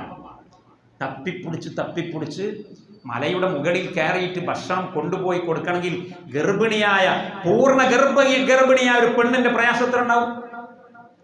ആ സ്ത്രീ ഹിജ്റ പോയി, പ്രവാചകൻ മദീനയിലെത്തി എത്തിയതിന് ശേഷമാണ് അബൂബക്കർ സിദ്ദീഖ് റളിയല്ലാഹു അൻഹുവിന്റെ ഫാമിലി മദീനയിൽ വരുന്നത്. അവർ മദീനയിൽ വന്ന ഉടനെ അസ്മാ പ്രസവിച്ചു. ഇസ്ലാമിന്റെ ചരിത്രത്തിലെ ആദ്യത്തെ കുഞ്ഞ് മദീനയിൽ പിറന്നു. ആ കുഞ്ഞിന്റെ പേരാണ്, ആ കുഞ്ഞിന്റെ പേരെന്താ? അബ്ദുല്ലാഹ് ഇബ്നു സുബൈർ. ഇസ്ലാമിക സാമ്രാജ്യത്തിൽ ആദ്യം ജനിച്ച കുഞ്ഞാണ് അബ്ദുല്ലാഹ്. സുബൈറിന്റെ മകൻ അബ്ദുല്ലാഹ്. സുബൈർ എന്ന് പറഞ്ഞാൽ സ്വർഗം കൊണ്ട് സന്തോഷ വാർത്ത അറിയിക്കപ്പെട്ടയാളാണ്. അള്ളാഹുവിന്റെ റസൂലിന്റെ എളാമയുടെ മകനാണ്. അസ്മാ റളിയല്ലാഹു അൻഹായുടെ ഭർത്താവാണ്. കുറെയൊക്കെ നമ്മൾ എങ്ങനെ കേൾക്കുമ്പോൾ പഠിക്കാലോ. അല്ല, ഒന്നും അറിയില്ല, ഇങ്ങോട്ട് കയറൂല എന്ന് അങ്ങനെ ആവർത്തിച്ച് പറയണ്ട. അല്ല, നമ്മൾ പഠിക്കണം ഇത്. അസ്മാ റളിയല്ലാഹു അൻഹാ 10ാമത്തെ മാസം അവിടെ പോയിട്ട് പ്രസവിക്കണം മദീനയിൽ. അപ്പൊ ഈ ഒരു അത്ഭുതമാണ് ഉണ്ടാകുന്നത്. ഇനി എന്തുകൊണ്ടാണ് മുഹറം മാസത്തിൽ ഇത് തുടങ്ങിയെന്നുള്ള ഉത്തരം കിട്ടണമല്ലേ? അതിലേക്ക് വരാൻ വേണ്ടിയിട്ടാണ് ഞാൻ ശ്രമിക്കുന്നത്. നബി സല്ലല്ലാഹു അലൈഹി വസല്ലം തങ്ങൾ ദാവത്ത് തുടങ്ങിയ സമയം സഫാ കുന്നിന്റെ മുകളിൽ കയറിയിട്ട് സൂറത്തു ശുഅറായിലെ 214ാമത്തെ സൂക്തം നിങ്ങൾക്കറിയാം. വഅൻദിർ അശീറതകൽ അഖ്റബീൻ, നിങ്ങളുടെ തൊട്ടടുത്ത ബന്ധുക്കളെയൊക്കെ വിളിച്ചുകൊണ്ട് ഈ വിവരം പറയണം. അന്യനാട്ടിൽ പോയിട്ട് വഅള് പറയുന്നതിന്റെ മുന്നേ സ്വന്തം വീട്ടിലും അയൽവാസികളോടും സ്വന്തം അങ്ങാടിയിലും പോയി പ്രസംഗിക്കണം. അപ്പോഴേ ആളുകൾക്ക് സംശയം തീരുള്ളൂ. അതുകൊണ്ട് പ്രവാചകൻ സ്വന്തക്കാരെ വിളിച്ചിട്ട് പർവ്വതത്തിന്റെ സഫാ കുന്നിന്റെ മുകളിൽ വിളിച്ചു വരുത്തി. വാ സ്വബാഹ, എല്ലാവരും ബലീൻ, ഒച്ചപ്പാടുണ്ടാക്കിയപ്പോൾ എല്ലാവരും വന്നു. അങ്ങനെ അവരോട് പ്രവാചകൻ സൈക്കോളജിക്കലായിട്ട് ആദ്യം ചോദിച്ചു, അറഅയ്തും ഇൻ അഖ്ബർതുകും അന്ന ഖൈലൻ മിൻ സഫഹി ഹാദൽ ജബലി തുരീദു അൻ തുഗീറ അലൈക്കും അകുൻതും മുസദ്ദിഖിയ, ഈ മലയുടെ താഴ്വാരത്തുകൂടെ ഒരു കുതിരപ്പട നിങ്ങളെ കടന്നാക്രമിക്കാൻ വരുന്നുണ്ട് എന്ന് ഇപ്പോൾ ഞാൻ നിങ്ങളോട് പറഞ്ഞാൽ നിങ്ങൾ അത് കണ്ണും കെട്ടി വിശ്വസിക്കുമോ? അവർ ഏകസ്വരത്തിൽ പറഞ്ഞു, ഒരേ ട്യൂണിൽ പറഞ്ഞു, നാം മാ ജറബ്നാ അലൈക ഇല്ലാ സിദ്ഖ, ഉറപ്പല്ലേ, ഈ 40 കൊല്ലക്കാലയളവിൽ നിങ്ങളിൽ നിന്ന് സത്യമല്ലാത്ത ഒന്നും ഞങ്ങൾക്ക് അനുഭവം ഉണ്ടായിട്ടില്ലല്ലോ, അത് ഞങ്ങൾ വിശ്വസിക്കും. ആദ്യം തന്നെ ലാ ഇലാഹ ഇല്ലല്ലാഹ് പറയണമെന്ന് പറഞ്ഞാൽ ചിലപ്പോൾ നല്ല മറുപടി ആവില്ല കിട്ടുക. ആദ്യം തന്നെ ഞാൻ നബി എന്ന് പറഞ്ഞാൽ നല്ല മറുപടി കിട്ടൂല. അതുകൊണ്ട് നിങ്ങൾക്ക് എന്നെപ്പറ്റിയുള്ള അഭിപ്രായം എന്താണെന്ന് ആദ്യം കേൾക്കണം. ഞാൻ പറഞ്ഞാൽ നിങ്ങൾ കേൾക്കുമല്ലേ? ഓ കേൾക്കും, 100%. രണ്ടാമത് പറയാനുള്ള കാര്യം പറഞ്ഞു, വഇന്നി നദീറുൽ ലക്കും ബൈന യദൈ അദാബിൻ ശദീദ്. എനിക്ക് നിങ്ങളോട് പറയാനുള്ളത് ഒട്ടകം ആക്രമിക്കുന്നതല്ല, കുതിരപ്പടയെ കുറിച്ചല്ല, മറിച്ച് എനിക്ക് നിങ്ങളോട് പറയാനുള്ളത് ഞാൻ അതിശക്തമായ നരകശിക്ഷയെക്കുറിച്ചുള്ള മുന്നറിയിപ്പുമായിട്ടാണ് നിങ്ങളുടെ മുമ്പിൽ പ്രത്യക്ഷപ്പെട്ടിട്ടുള്ളത്. അതിങ്ങോട്ട് കേട്ടപ്പോൾ സദസ്സിലുണ്ടായിരുന്ന സ്വന്തം മൂത്താപ്പ അബൂലഹബ് പറഞ്ഞു, തബ്ബൻ ലക് മാ ജമാഅതന ഇല്ലാ ലിഹാദ. നീ തുലയട്ടെ, നീ നശിക്കട്ടെ, ഈ ഒരു വിവരക്കേട് പറയാൻ വേണ്ടി അല്ലാതെ നീ ഞങ്ങൾ ഒരുമിച്ച് കൂട്ടിയിട്ടില്ല അല്ലേ എന്ന് പറഞ്ഞു അബൂലഹബ്.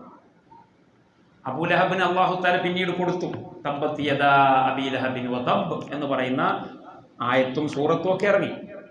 ഇവിടെ നിങ്ങൾ മനസ്സിലാക്കേണ്ടത്, അള്ളാഹുവിൻ്റെ റസൂൽ ആദ്യമായിട്ട് പ്രബോധനത്തിൻ്റെ സ്റ്റാർട്ടിങ് സെന്റൻസ്,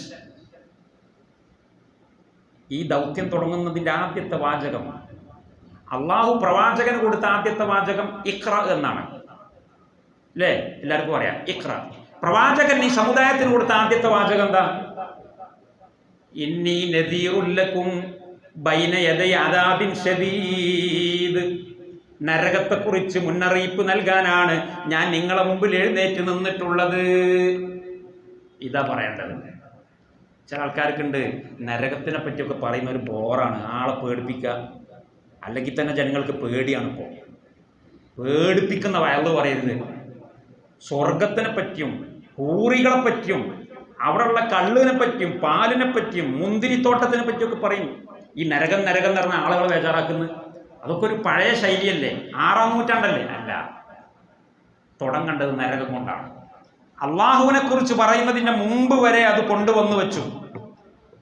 കാരണം എന്താണെന്നറിയാം, അത് വലിയ സൈക്കോളജി ഉണ്ട്. ഈ സുഖലോലുപതയിൽ ആറാടി ജീവിക്കുന്ന, ഭൗതികതയിൽ മതിമറന്നുപോയ മനുഷ്യനെ അതിൽ നിന്ന് പിടിച്ചു പറിച്ച് വേരോടെ പിഴുതെടുക്കണമെങ്കിൽ പേടിപ്പിക്കന്നെ വേണം. തർഹീബ് രണ്ട് സംഗതിയുണ്ട്, പീഡനവും പ്രീണനവും. പീഡനമാണ് ആദ്യം വേണ്ടത്. പീഡനം എന്ന് പറഞ്ഞാൽ ആളുകളെ അടിക്കുക, കൊല്ലുക എന്നുള്ള അർത്ഥത്തിനല്ല ഞാൻ പറയുന്നത്, പേടിപ്പിക്കുക. അങ്ങനെ ആകുമ്പോഴേ അവരിങ്ങോട്ട് പോരുള്ളൂ. പ്രത്യേകിച്ച് പ്രമാണിമാർ, തറവാടികൾ, വയസ്സന്മാർ, അധികാരത്തിലിരിക്കുന്നവർ, സമ്പത്ത് കുന്നുകൂട്ടിയിട്ടുള്ളവർ, യുദ്ധക്കൊതിയന്മാർ, നിയമങ്ങൾക്ക് വഴിപ്പെടാത്തവർ, ആരെയും പേടിക്കാത്തവർ, ഇങ്ങനെയുള്ളൊരു സമൂഹത്തിന് മുമ്പിൽ വന്നിട്ട് നിങ്ങൾ ആ തേനൊലിപ്പിക്കുന്ന വർത്താനം പറഞ്ഞിട്ടുള്ള, ആ സാഹിത്യം പറഞ്ഞിട്ടുള്ള പ്രസംഗമൊന്നും യേശുവിൽ അവരെ മനസ്സ് മാറ്റാൻ കഴിയില്ല. പേടിപ്പിക്കണം. ഇന്നി നദീറുൻ ലക്കും ബൈന യദൈ അദാബിൻ ശദീദ്. അതുകൊണ്ട് തന്നെ അബൂലഹബ് പറഞ്ഞത് ഇത് നടക്കാൻ പോണ കാര്യമല്ല, എൻ്റെ നേർച്ചപ്പെട്ടി നിങ്ങൾ കയ്യിലാക്കൂല, പിന്നെ ഞാൻ ഇവിടുത്തെ മുത്തവല്ലിയാണ് കാബൻ്റെ. അതുകൊണ്ടാണ് അദ്ദേഹം പ്രതിഷേധിച്ച് ഇറങ്ങിപ്പോയത്. വയസ്സുള്ള ആൾക്കാരാണ്, ചെറുപ്പക്കാരല്ല. ചെറുപ്പക്കാരെ നമുക്ക് പെട്ടെന്ന് നന്നാക്കാൻ പറ്റും. ഹിജറയുടെ സംഭവങ്ങളിൽ ചെറുപ്പക്കാർക്കാണ് ഏറ്റവും വലിയ റോളുള്ളത്. വയസ്സന്മാരെ അവഗണിച്ച സംഭവമാണ് ഹിജറ. വയസ്സന്മാരെ കുറിച്ച് അള്ളാഹു റസൂൽ പറഞ്ഞു, നമ്മളൊക്കെ വയസ്സാവേണ്ടവരാണ്. അള്ളാഹു തആല നമുക്കൊക്കെ ദീർഘായുസ്സ് തരട്ടെ. വയസ്സുള്ളവരുണ്ട്, ഞാൻ ആരെയും ആക്ഷേപിക്കല്ല. സൈക്കോളജി പറയുമ്പോൾ അത് പറയണം. നമ്മൾ പ്രബോധകരാണ്, സൈക്കോളജിക്കലായിട്ട് വേണം നമ്മുടെ ഡീലിംഗ്. സമയം കളയരുത്, പ്രയോറിറ്റി ലിസ്റ്റുകൾ തകിടം മറിയരുത്, അധ്വാനം പാഴാക്കരുത്. അള്ളാഹുവിൻ്റെ റസൂൽ പറഞ്ഞു, അബൂ ഹുറൈറ റളിയല്ലാഹു അൻഹു ഉദ്ധരിക്കുന്ന ഹദീസിൽ കാണാം, ലാ യസാലു ഖൽബുൽ കബീരി ശാബ്ബൻ ഫീ സ്നതൈൻ. വയസ്സായ മനുഷ്യന്റെ ഹൃദയം യുവത്വം കൊണ്ട് തുടിക്കും. വയസ്സായ മനുഷ്യന്റെ ഹൃദയം യുവാവായിക്കൊണ്ടേയിരിക്കും. ഫിസ്നത്തൈൻ, രണ്ട് കാര്യങ്ങളിൽ, എല്ലാ കാര്യത്തിലും അല്ല. ആർട്ടിന് തകരാറൊക്കെ ഉണ്ടാവും, ബ്ലോക്ക് വന്നിട്ടുണ്ടാവും, എങ്കിലും ബ്ലോക്ക് വരാത്ത രണ്ട് ഭാഗമുണ്ട് ഹൃദയത്തിൽ. എന്താണ് ആ രണ്ട് ഭാഗം? ഹുബ്ബുദ്ദുനിയാ വതൂലുൽ അമൽ. അതിൻ്റെ എന്താ പറയാ, ഫിസിയോളജിക്കൽ ആയിട്ടുള്ള ഭാഗങ്ങളൊക്കെ തകർന്ന് തരിപ്പണമായിട്ടുണ്ടാകും, പക്ഷേ അതിൻ്റെ ആത്മീയ ഭാഗം തകർന്നിട്ടില്ല. വയസ്സായ മനുഷ്യന്റെ ഹൃദയത്തിൻ്റെ ഉള്ളിൽ തുടിക്കുന്ന രണ്ട് ഭാഗങ്ങളുണ്ട്. ആ തുടിക്കുന്ന രണ്ട് ഭാഗങ്ങൾ ഹുബ്ബുദ്ദുനിയ വതൂലുൽ അമൽ. അനസ് റളിയല്ലാഹു അൻഹുവിൽ നിന്ന് ഉദ്ധരിക്കുന്ന വേറൊരു ഹദീസിൽ കാണാം ഇതേ അർത്ഥത്തിനുള്ള ആശയം. യക്ബുറു ഇബ്നു ആദം വയക്ബുറു മഅഹു ഇസ്നാൻ ഹുബ്ബുൽ മാലി വതൂലുൽ ഉംരി. യക്ബുറു ഇബ്നു ആദം, മനുഷ്യൻ വലുതായിക്കൊണ്ടേയിരിക്കും, മനുഷ്യൻ പ്രായമായിക്കൊണ്ടേയിരിക്കും.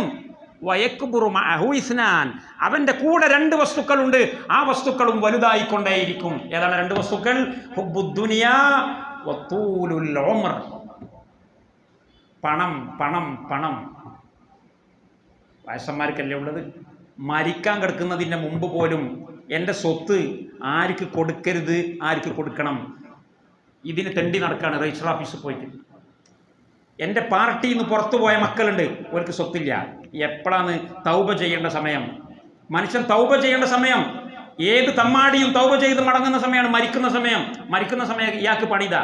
രജിസ്റ്റർ ഓഫീസിൽ പോയിട്ട് എൻ്റെ ചൊൽപ്പടിക്ക് നിന്നിരുന്ന, എൻ്റെ തോന്നിവാസത്തിന് മുഴുവൻ കൂട്ടിൽ നിന്നിരുന്ന മക്കളുണ്ട്.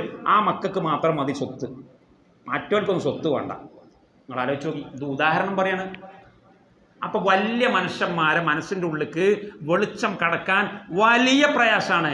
മക്കയിലുണ്ടായിരുന്നത് വലിയ മനുഷ്യന്മാരായിരുന്നു. അബൂജഹലിനെ പോലെ, അബൂലഹബിനെ പോലെ, ഉത്ബത്തിനെ പോലെ, അതുപോലെ ഉമയ്യത്ത് ബിൻ ഖലഫിനെ പോലെ വലിയ പ്രമാണിമാരും 85 വയസ്സ് സീനിയർ സിറ്റീസ് എന്ന് പറയും നമ്മൾ, അവരാ മക്കത്തുണ്ടായിരുന്നത്.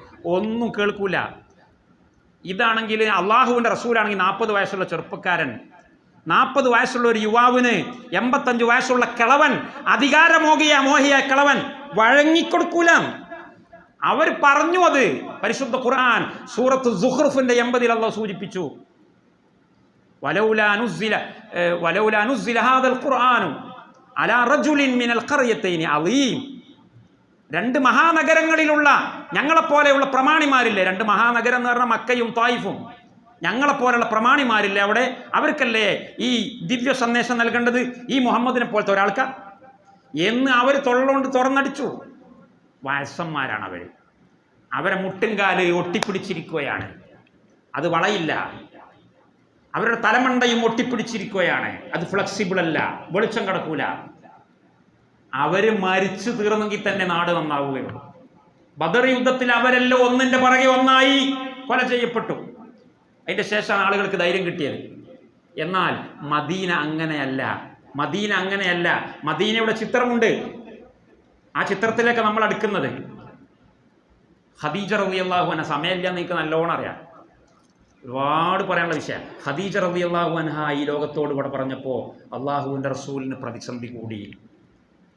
കാരണം അത്രയും പെർഫെക്ഷൻ ഉള്ള ഭാര്യയായിരുന്നു. എന്തെല്ലാം പ്രതിസന്ധികൾ വന്നിട്ടും അള്ളാഹിൻ്റെ റസൂല് ടെൻഷനായിട്ടില്ല, മറ്റൊരു നാട്ടിലേക്ക് പോണതിനെ കുറിച്ച് ചിന്തിച്ചിട്ടില്ല. കാരണം എന്ത് പ്രശ്നങ്ങളുണ്ടെങ്കിലും രാത്രി പുരേ വന്നാൽ എല്ലാത്തിനും പരിഹാരമാണ്. എൻ്റെ സംസാരം കേൾക്കുന്ന ഏതെങ്കിലും പെണ്ണുങ്ങളുണ്ടെങ്കിൽ മനസ്സിലാക്കണം, ഭർത്താവ് സന്തോഷവാനായിരിക്കുന്നുണ്ടെങ്കിൽ, ഏത് പ്രതിസന്ധിയുടെ നടുവിലും ഭർത്താവ് ധീരനായിരിക്കുന്നുണ്ടെങ്കിൽ കൃത്യമായിട്ട് മനസ്സിലാക്കാം ആ ഭർത്താവിൻ്റെ പിന്നിൽ ഒരു സ്ത്രീയുണ്ട്. മുഹമ്മദ് റസൂലുള്ളാഹി ജീവിതത്തിൽ അത് അനുഭവിച്ചു. പക്ഷേ ആ തണൽ മരം പ്രവാചക തിരുമേനിയുടെ 50-ാമത്തെ വയസ്സിൽ കടപുഴകി വീണു. അപ്പോഴാണ് പ്രവാചകൻ ആലോചിക്കുന്നത്, ഈ നാട്ടിൽ ഇനി കഴിയില്ല. അതുപോലെ തന്നെ അബൂ താലിബിനെ പറ്റിയൊക്കെ വേറെ തന്നെ ഒരു ചാപ്റ്ററാണ്, ഞാൻ അതിലേക്ക് കടക്കുന്നില്ല, കടന്നാൽ സമയം മുഴുവൻ പോകും. അങ്ങനെ ആ സമയത്ത് നബി സല്ലല്ലാഹു അലൈഹി വസല്ലം തങ്ങൾ ത്വായിഫിലേക്ക് പോകുന്നു. ത്വായിഫിലേക്ക് പോയിട്ട്, ചുരുക്കി പറയാൻ കേട്ടോ, ത്വായിഫിലേക്ക് പോയിട്ട് അവിടെയുള്ള ഏറ്റവും വലിയ പ്രമാണിമാരെ സമീപിക്കുന്നു. 10 ദിവസമാണ് ത്വായിഫിൽ നിൽക്കുന്നത്. പ്രമാണിമാർ അംഗീകരിച്ചില്ല, പ്രമാണിമാരെ അവഹേളിച്ചു വിട്ടു. അങ്ങനെ പ്രവാചകൻ തിരിച്ചു നടന്നു. ആ തിരിച്ചു നടക്കുന്ന രംഗം സ്വഹീഹുൽ ബുഖാരി, ഉമ്മുനാ വ ഉമ്മുക്കും ആയിഷത്തു ബിൻത്ത് അസ്സിദ്ദീഖ് റളിയല്ലാഹു അൻഹയെ തൊട്ട് ഉദ്ധരിക്കുന്നു. ആയിഷ ചോദിക്കാണ്, യാ റസൂലല്ലാഹ് ഹൽ അതാ അലൈക യൗമുൻ അശദ്ദു മിൻ യൗമി ഉഹദ്. നബിയെ, ഉഹദ് ദിവസത്തെക്കാളും കഠോരമായ ഒരു ദിവസം താങ്കളുടെ ജീവിതത്തിൽ കഴിഞ്ഞു പോയിട്ടുണ്ടോ? ആയിഷ ബീബിന്റെ വിചാരം ഏറ്റവും പ്രയാസമുള്ള ദിവസം ഉഹദ് യുദ്ധത്തിന്റെ ദിവസമാണെന്നാ. അന്നാണ് ബഹുമാനപ്പെട്ട അവിടുത്തെ പല്ല് വരെ പൊട്ടിപ്പോയത്. റസൂൽ പറഞ്ഞു, ലഖദ് ലഖീതു മിൻ ഖൗമികി മാ ലഖീത് വകാന അശദ്ദ മാ ലഖീതു യൗമൽ അഖബതി ഇദ് അറൽതു നഫ്സി. അല ഇബ്നി അബ്ദിയാലൈൽ ഇബ്നി കുലാൽ. ആയിഷ, നിന്റെ മക്കൾ നിന്റെ സമുദായത്തിൽ നിന്ന് എനിക്ക് ഒരുപാട് കിട്ടിയിട്ടുണ്ട്. പക്ഷേ എൻ്റെ ജീവിതത്തിൽ എനിക്ക് ഏറ്റവും കടുപ്പമേറിയത് കിട്ടിയിട്ടുള്ളത് ത്വായിഫിൽ നിന്നാണ്. അവിടെയുള്ള ഒരു കാരണവർ, ഇബ്നു അബ്ദിയാലൈൽ എന്ന് പറയുന്ന കാരണവരുടെ മുമ്പിൽ ഞാൻ എൻ്റെ സ്വന്തത്തെ പ്രദർശിപ്പിച്ചു. എനിക്ക് സെക്യൂരിറ്റി തരുമോ, എൻ്റെ പ്രബോധനത്തെ ഏറ്റെടുക്കുമോ എന്ന് ചോദിച്ചപ്പോൾ ഫലം യുജിബ്നി ഇലാ മാ അർതു, എൻ്റെ ആവശ്യം അവർ സ്വീകരിച്ചില്ല. ഫൻതലഖ്തു മഹ്മൂമൻ അലാ വജ്ഹി, ഞാൻ അർദ്ധബോധാവസ്ഥയിൽ തിരിച്ചു പോന്നു. എനിക്ക് ബോധമില്ലാത്ത അവസ്ഥയായിപ്പോയി. തിരിച്ചു പോന്നു. തിരിച്ചിങ്ങനെ നടന്നു. കൂടെ സെയ്ദ് ഇബ്നു ഹാരിസ എന്ന് പറയുന്ന വളർത്തുപുത്രനുണ്ട്. ത്വായിഫിൽ നിന്ന് 4 കിലോമീറ്ററോളം ദൂരെ വന്നപ്പോൾ ഒരു തോട്ടം കണ്ടു. ആ തോട്ടത്തിൻ്റെ അടുക്കൽ വിശ്രമിക്കാനിരുന്നു. ആ തോട്ടത്തിലുണ്ടായിരുന്നു റബീഅത്തിന്റെ 2 മക്കൾ, ഉത്ബത്തും ഷൈബത്തും. അവരിത് കാണുന്നുണ്ട്. മുഹമ്മദ് ആണല്ലോ ഇരിക്കുന്നത്, വളരെ ക്ഷീണിതനാണല്ലോ. ഭൃത്യനായ അദ്ദാസിനെ വിളിച്ചിട്ട് പറഞ്ഞു, അദ്ദാസ്, ഇത് ഒരു പാത്രത്തിൽ കുറച്ച് മുന്തിരിയാണ്, ആ മനുഷ്യന് കൊണ്ടുപോയി കൊടുത്തതാണ്. അങ്ങനെ കൊണ്ടുപോയി കൊടുത്തു. നബി സല്ലല്ലാഹു അലൈഹി വസല്ലം ബിസ്മില്ലാ എന്ന് പറഞ്ഞ മുന്തിരി കഴിച്ചു. അപ്പം അദ്ദാസ് ചോദിക്കാണ്, ഇതെന്താണ് ബിസ്മില്ലാന്നോ? നമ്മൾ കേട്ടിട്ടില്ല അങ്ങനത്തെ വർത്താനം. നിങ്ങൾ ആരാണ്, നിങ്ങൾ എവിടുന്നാണ്, ഈ പറഞ്ഞത് എന്താണെന്ന് ചോദിച്ചു. അപ്പോൾ റസൂലുള്ള വിഷയങ്ങളൊക്കെ പറഞ്ഞ് അതിൻ്റെ മുന്നേ പ്രവാചകൻ ചോദിച്ചു, മൻ അന്ത മാ ഇസ്മുക മിൻ ഐ ബലദിൻ അന്ത, എന്താണ് മോനെ പേര്, നാടെവിടെയാണ്? അപ്പം അദ്ദാസ് പറഞ്ഞു, അദ്ദാസ് മക്കക്കാരനല്ല, അദ്ദേഹം ഇറാഖിലുള്ള നീനവ എന്ന് പറയുന്ന സ്ഥലത്തുള്ള ആളാണ്. അന അദ്ദാസ് മിൻ നീനവ, ഞാൻ നീനവക്കാരനാണ്.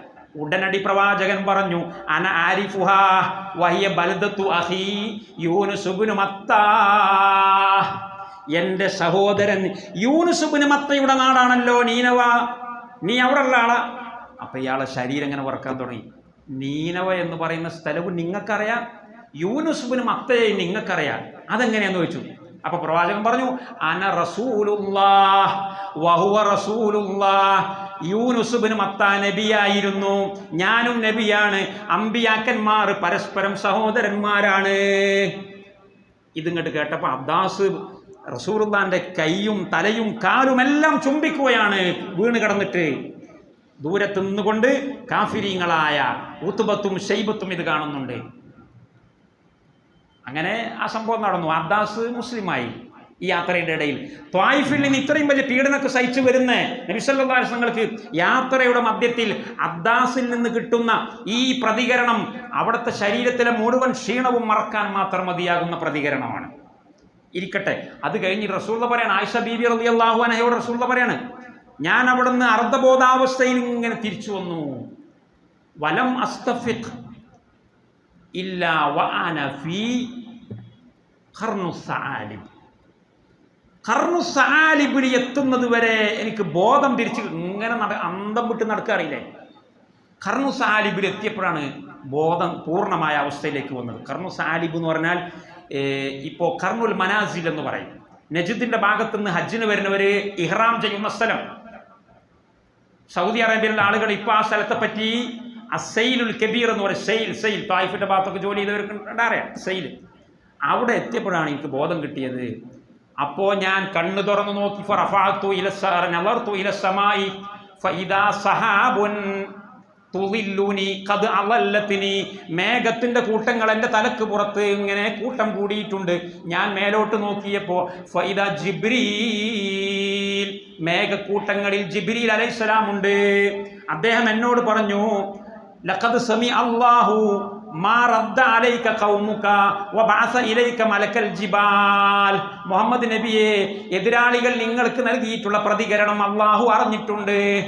പർവ്വതങ്ങളുടെ ചുമതലയുള്ള മലക്കിനെ അല്ലാഹു നിയോഗിച്ചിട്ടുണ്ട്, നിങ്ങൾക്ക് വേണമെങ്കിൽ ആവശ്യപ്പെടാം. അങ്ങനെ പർവ്വതങ്ങളുടെ ചുമതലയുള്ള മലക്ക് അള്ളാഹുവിൻ്റെ റസൂലിന് സലാം പറഞ്ഞു. ഫസല്ലമ അലയ്യ, എനിക്ക് സലാം പറഞ്ഞു. എന്നിട്ട് പറഞ്ഞു, അള്ളാഹു എന്നെ അയച്ചതാണ്.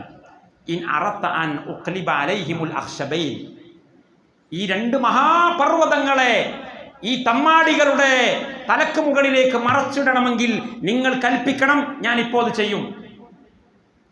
ലോകത്തുള്ള ഏതെങ്കിലും ഒരു മല കുലുക്കാൻ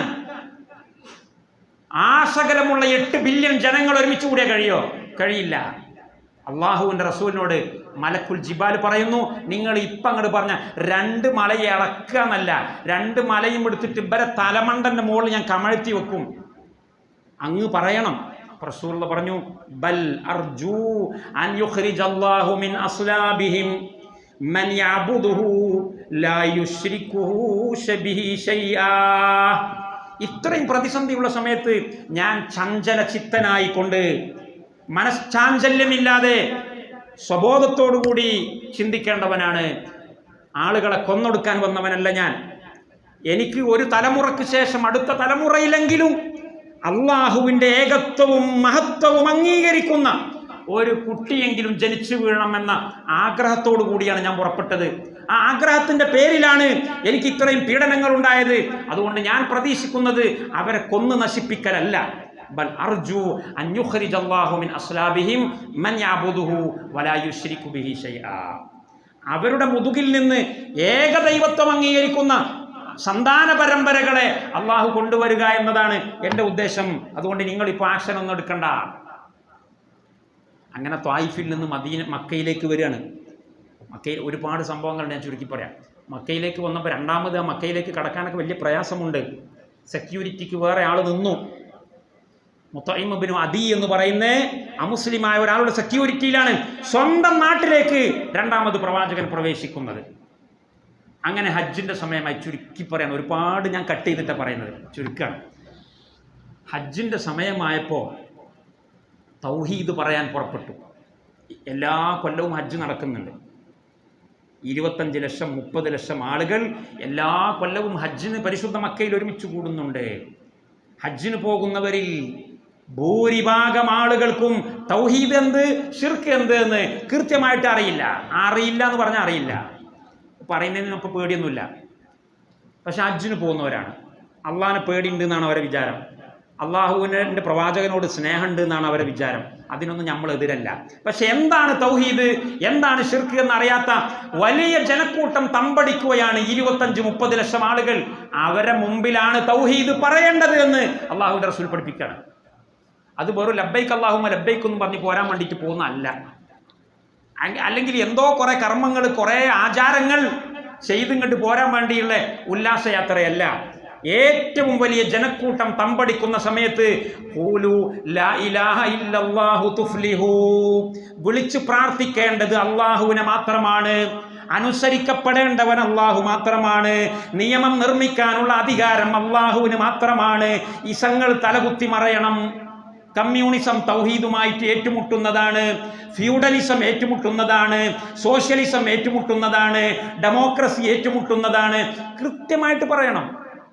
പിന്നെ കുടുങ്ങിയ കള്ളിയിൽ ജീവിക്കാൻ അതിന് വേറെ നിയമങ്ങൾ വേറെ ഉണ്ട്. കുടുങ്ങിയ കള്ളിയിൽ ചെയ്യാനുള്ള പരിപാടികൾ നമ്മൾ ചെയ്യുന്നുണ്ട്. അതിനെക്കുറിച്ചല്ല ഞാൻ പറയുന്നത്.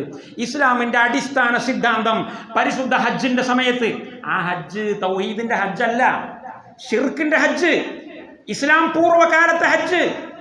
ആ ഹജ്ജിന് വന്ന ആളുകളിൽ 6 പേരെ പ്രവാചകൻ കണ്ടുമുട്ടാണ്.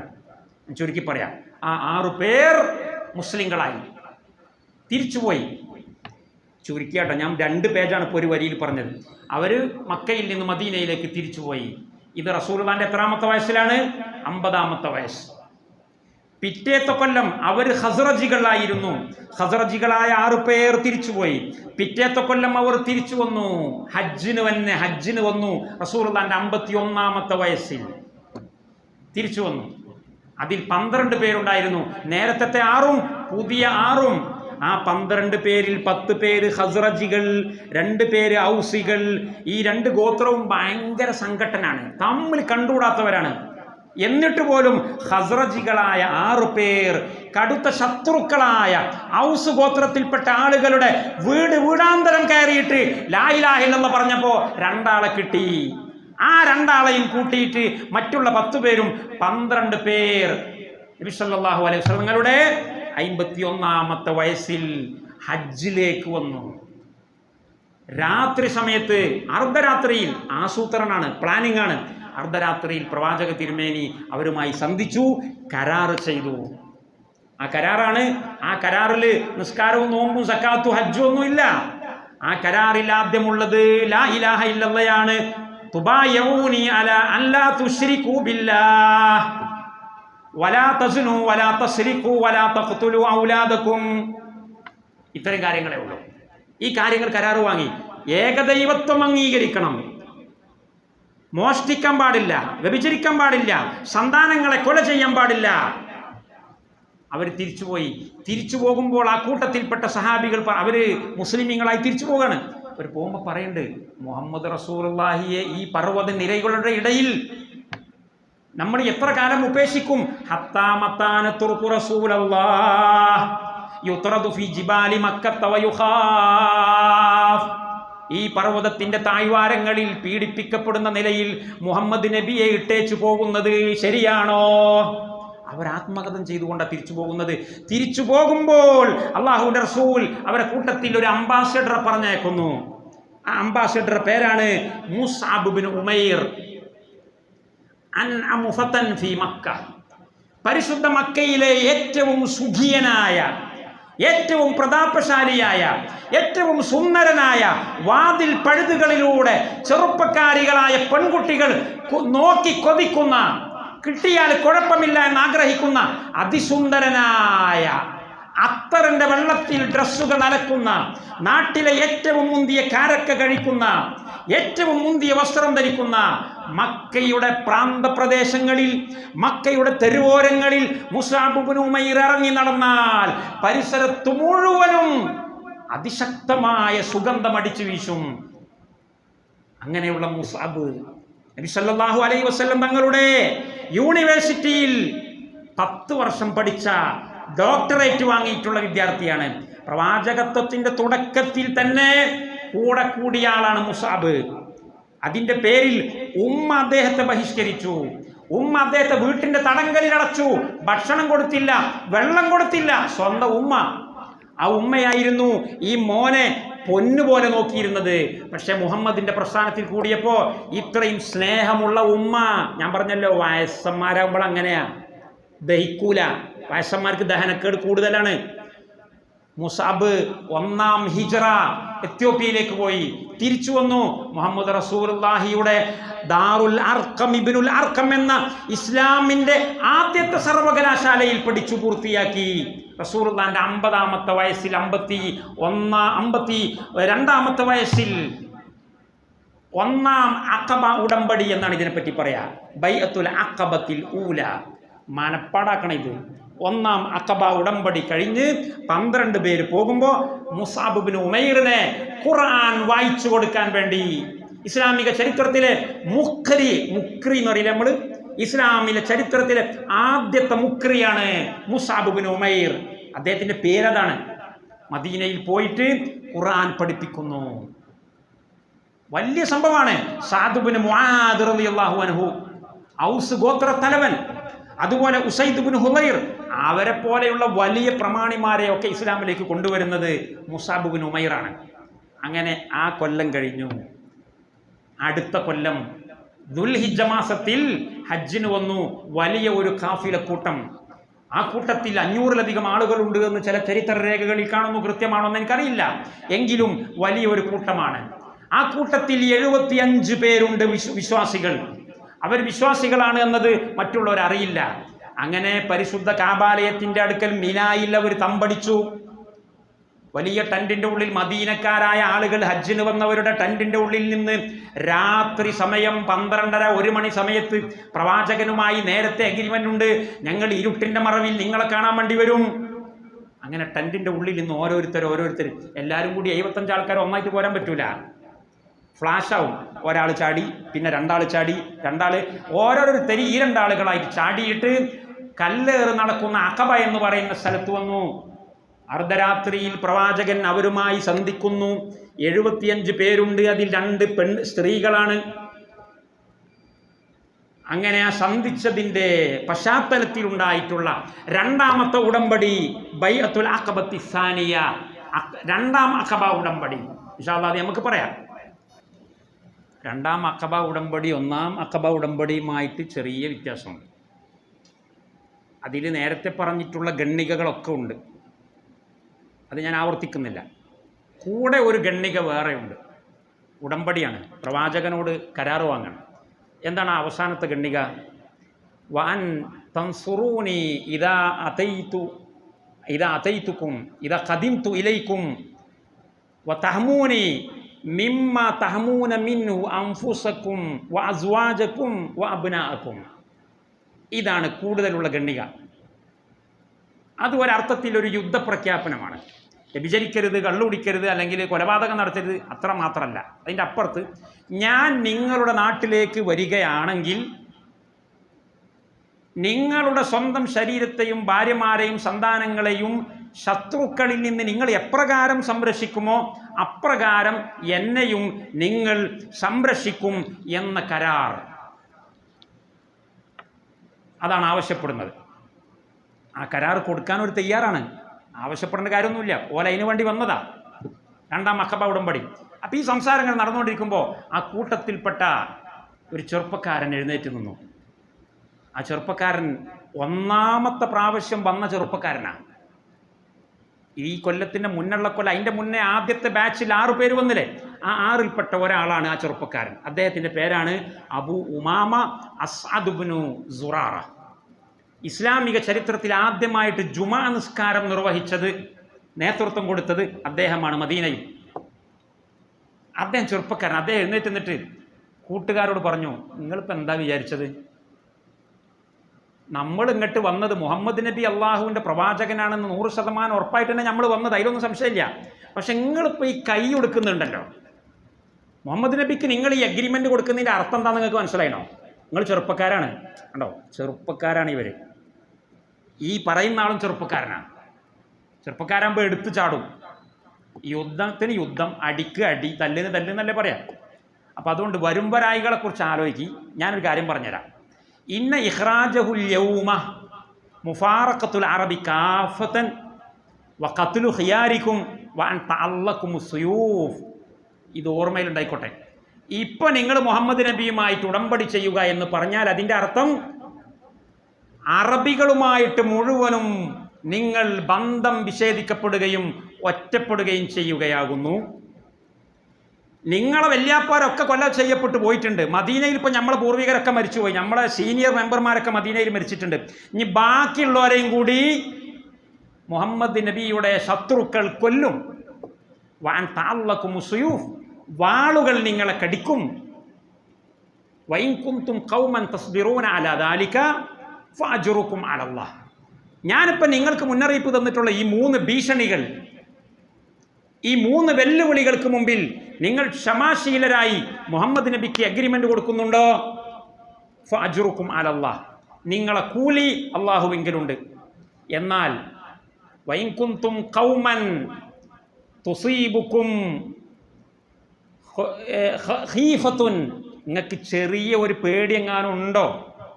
ഈ കൈ കൊടുത്ത് കഴിഞ്ഞാൽ വരാൻ പോകുന്ന പരിണിതി അതാലോചിച്ചിട്ട് നിങ്ങൾക്ക് ചെറിയ ഒരു പേടിയെങ്കിലും ഉണ്ടെങ്കിൽ ഫബയ്യിനൂ ദാലിക ഫഹുവ അഅ്ദറു ലക്കും ഇൻദല്ലാഹ്, കൈ കൊടുക്കണ്ട.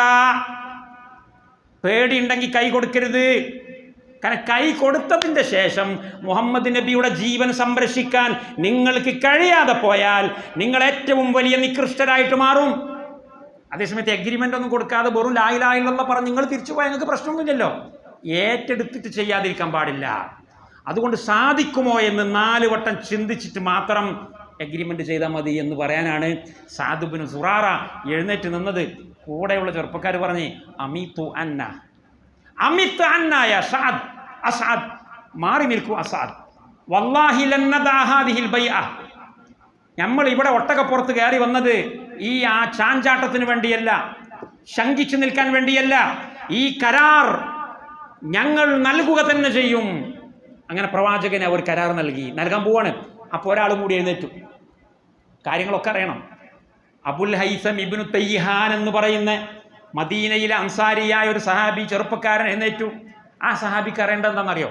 നബിയെ, ഞങ്ങൾ നിങ്ങൾക്ക് കൈ തരുമ്പോഴേ ഞങ്ങളുടെ നാട്ടിൽ ഞങ്ങൾ ഐക്യമുന്നണിയിലുണ്ടായിരുന്ന ജൂതന്മാരുണ്ട്, ഞങ്ങൾ അലയൻസിലുണ്ടായിരുന്ന ജൂതന്മാർ, ആ ജൂതന്മാരുമായിട്ടുള്ള ഞങ്ങളുടെ എല്ലാ സന്ധിയും ഞങ്ങൾ വേർപ്പെടുത്തേണ്ടി വരും.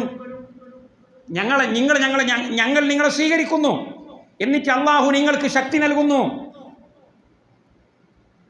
അറഅയ്ത ഇൻ അൽഹറകല്ലാഹു വറജഅത ഇലാ ഖൗമിക, നിങ്ങൾക്ക് അള്ളാഹു ശക്തി നൽകി, നിങ്ങൾ മദീന കീഴടക്കി, ശേഷം നിങ്ങൾ സ്വന്തം നാടായ മക്കയിലേക്ക് തിരിച്ചു പോകുമോ?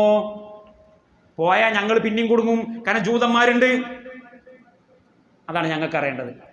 പ്രവാചകൻ ഫതബസ്സമ റസൂലുള്ളാഹി സ്വല്ലല്ലാഹു അലൈഹി വസല്ലം, പ്രവാചകൻ അവരുടെ മുഖത്ത് നോക്കിയിട്ട് അർത്ഥഗർഭമായ പുഞ്ചിരി. എന്താണ് നിങ്ങൾ ഈ പറയുന്നത്? എൻ്റെ ജീവൻ സംരക്ഷിക്കാൻ വന്ന നിങ്ങളെയും ഇട്ടിട്ട് ഞാൻ പോവേ? എൻ്റെ കാര്യം കഴിഞ്ഞതിന് ശേഷം അദ്ദമു അദ്ദമു അൽഹദ്മു അൽഹദ്മു ഉസാലിമു മൻ സാലംതും ഉഹാരിബു മൻ ഹാറബതും. ചോരക്ക് ചോരയാണ്, സെക്യൂരിറ്റിക്ക് സെക്യൂരിറ്റിയാണ്. നിങ്ങൾ സന്ധിയാവുന്നവരോട് ഞാൻ സന്ധിയാവും, നിങ്ങൾ യുദ്ധം ചെയ്യുന്നവരോട് ഞാൻ യുദ്ധം ചെയ്യും, നിങ്ങൾ പേടിക്കണ്ടെന്ന് പറഞ്ഞു. അങ്ങനെയാണ് ആ സന്ധി നടക്കുന്നത്. രണ്ടാം അഖബ ഉടമ്പടി മനപ്പാടാക്കേണ്ടതാണ്. രണ്ടാം അഖബ ഉടമ്പടി കഴിഞ്ഞു. എപ്പോഴാണിത്?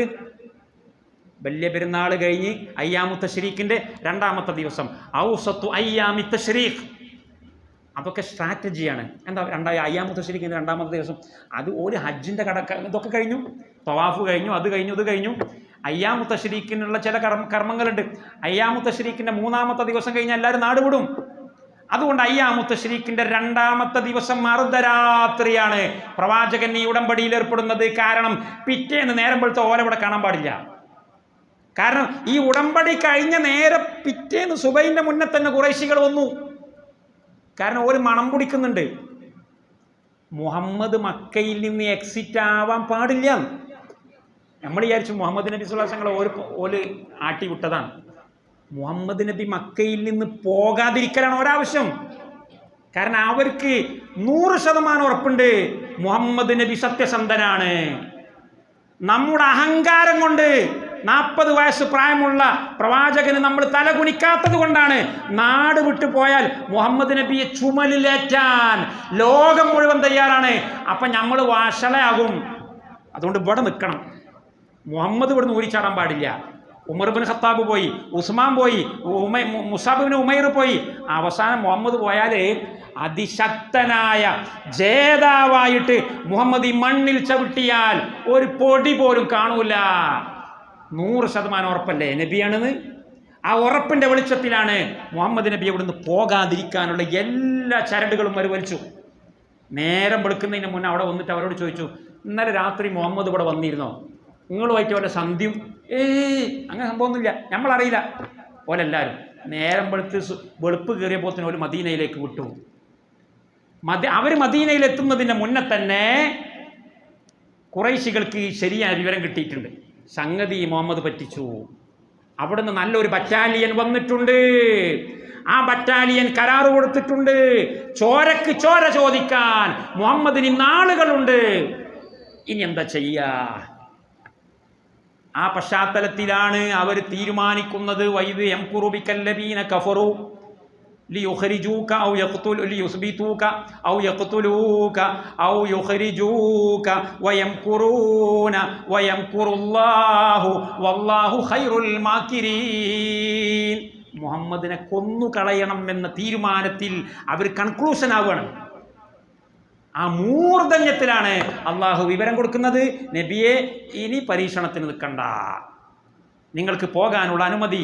ആ അനുമതിയാണ് 2 ആഴ്ച മുന്നേ നമ്മൾ പ്രസംഗിച്ചപ്പോൾ പറഞ്ഞത്, അബൂബക്കർ സിദ്ദീഖ് റളിയല്ലാഹു അൻഹുവിൻ്റെ ഹദീസ്. ഇനി ഞാൻ അതിലേക്ക് മടങ്ങുന്നില്ല.